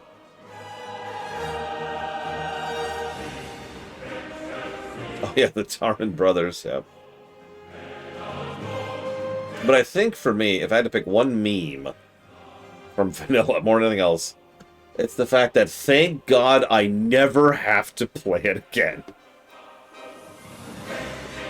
I know, that's not a meme. Tune in tomorrow when I review WoW Classic. No, Hogger was a meme. The No Morgan one runs were a meme.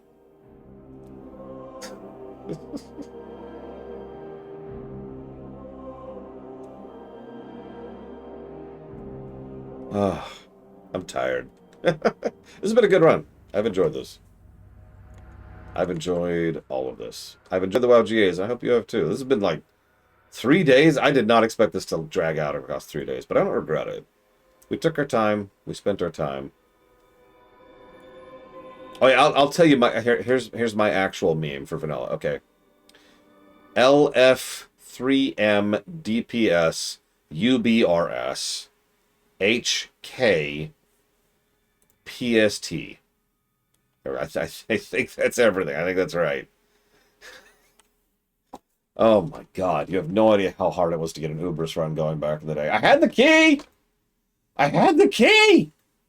I actually bothered to get that crap so that I could be the guy that people would bring along for those runs. Because I had the key from Lobris, and I had the key from Ubris, and I had the Q from Molten Core. I had done all the attunement chains. I was good. Yeah, it's just... No? Okay. Okay. Ugh. Oh, God. Ugh. Y'all are awesome. Tomorrow, the super secret mystery game.